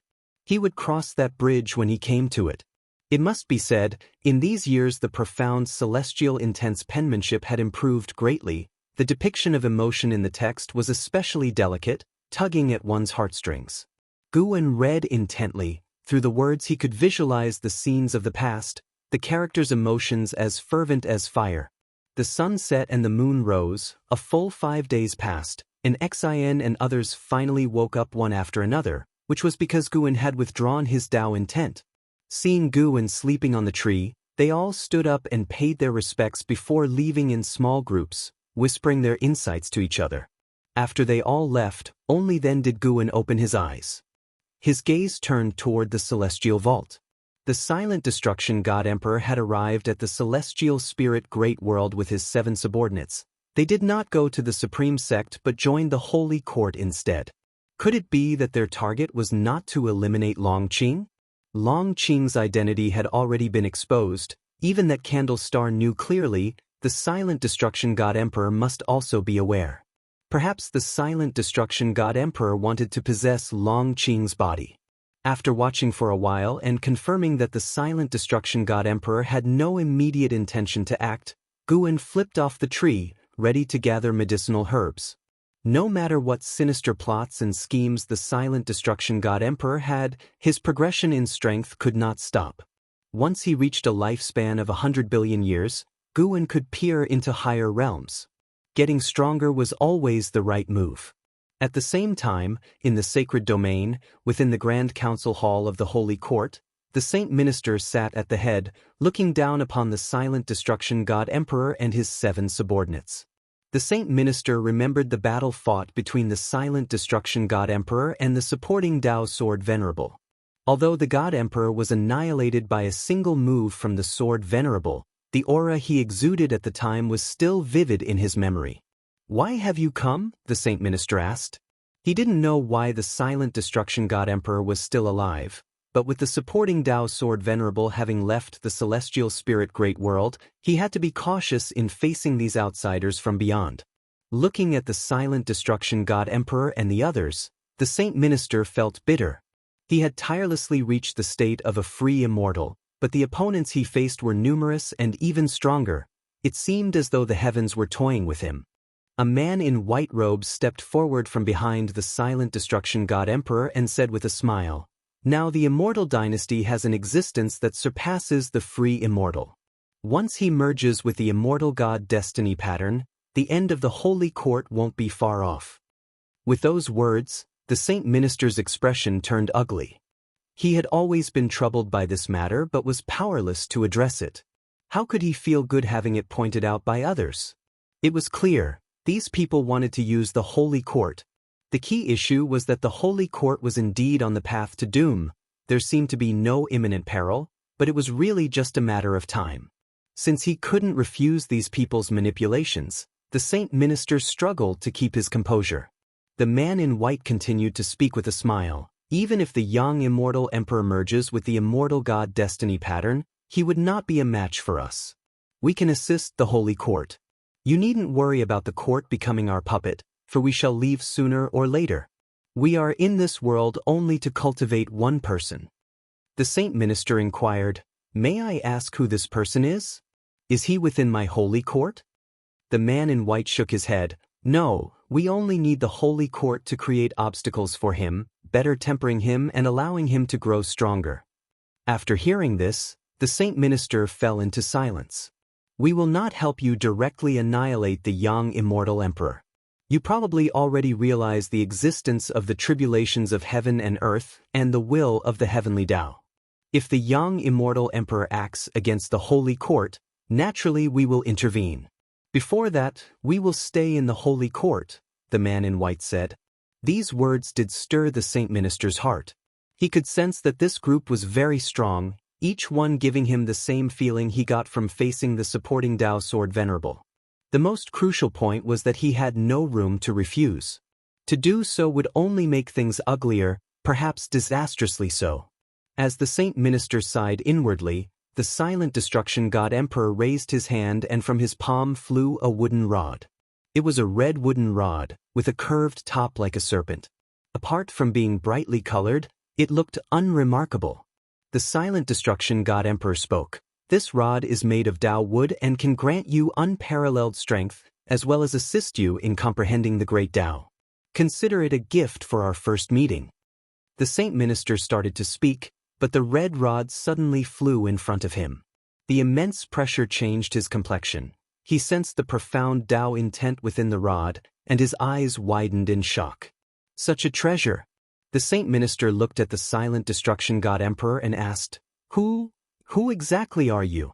The face of the silent destruction god emperor was shrouded in darkness, as if he were the most mysterious being in the world, and he responded, "The silent extinction domain was my creation, and silent extinction is my name." The Saint Minister opened his mouth, his face etched with disbelief. In a valley, the immortal seeker sat beside a lake, gazing at the bright day sky, murmuring, "It seems that I still can't let go." "Whose chess piece are you?" Zhu Shi, who sat meditating in the middle of the lake, opened her eyes and glanced at him, asking, "Whom are you talking about?" "The one who created the Qi of annihilation." "The Divine Emperor? Someone of his caliber is also a chess piece?" "Indeed, he's been tirelessly working for the bloodline of the Long clan. He's either being driven by someone behind the scenes or pressured by an even greater force. The waters of this world are becoming muddier, and when the heaven and earth Tao fruit appears, your pressure will only increase." With that said, the immortal seeker's face took on a teasing expression. Zhu Shi hummed, "The Taoist unique venerate skill you passed on to me is so powerful, and with my talent, I'm not afraid."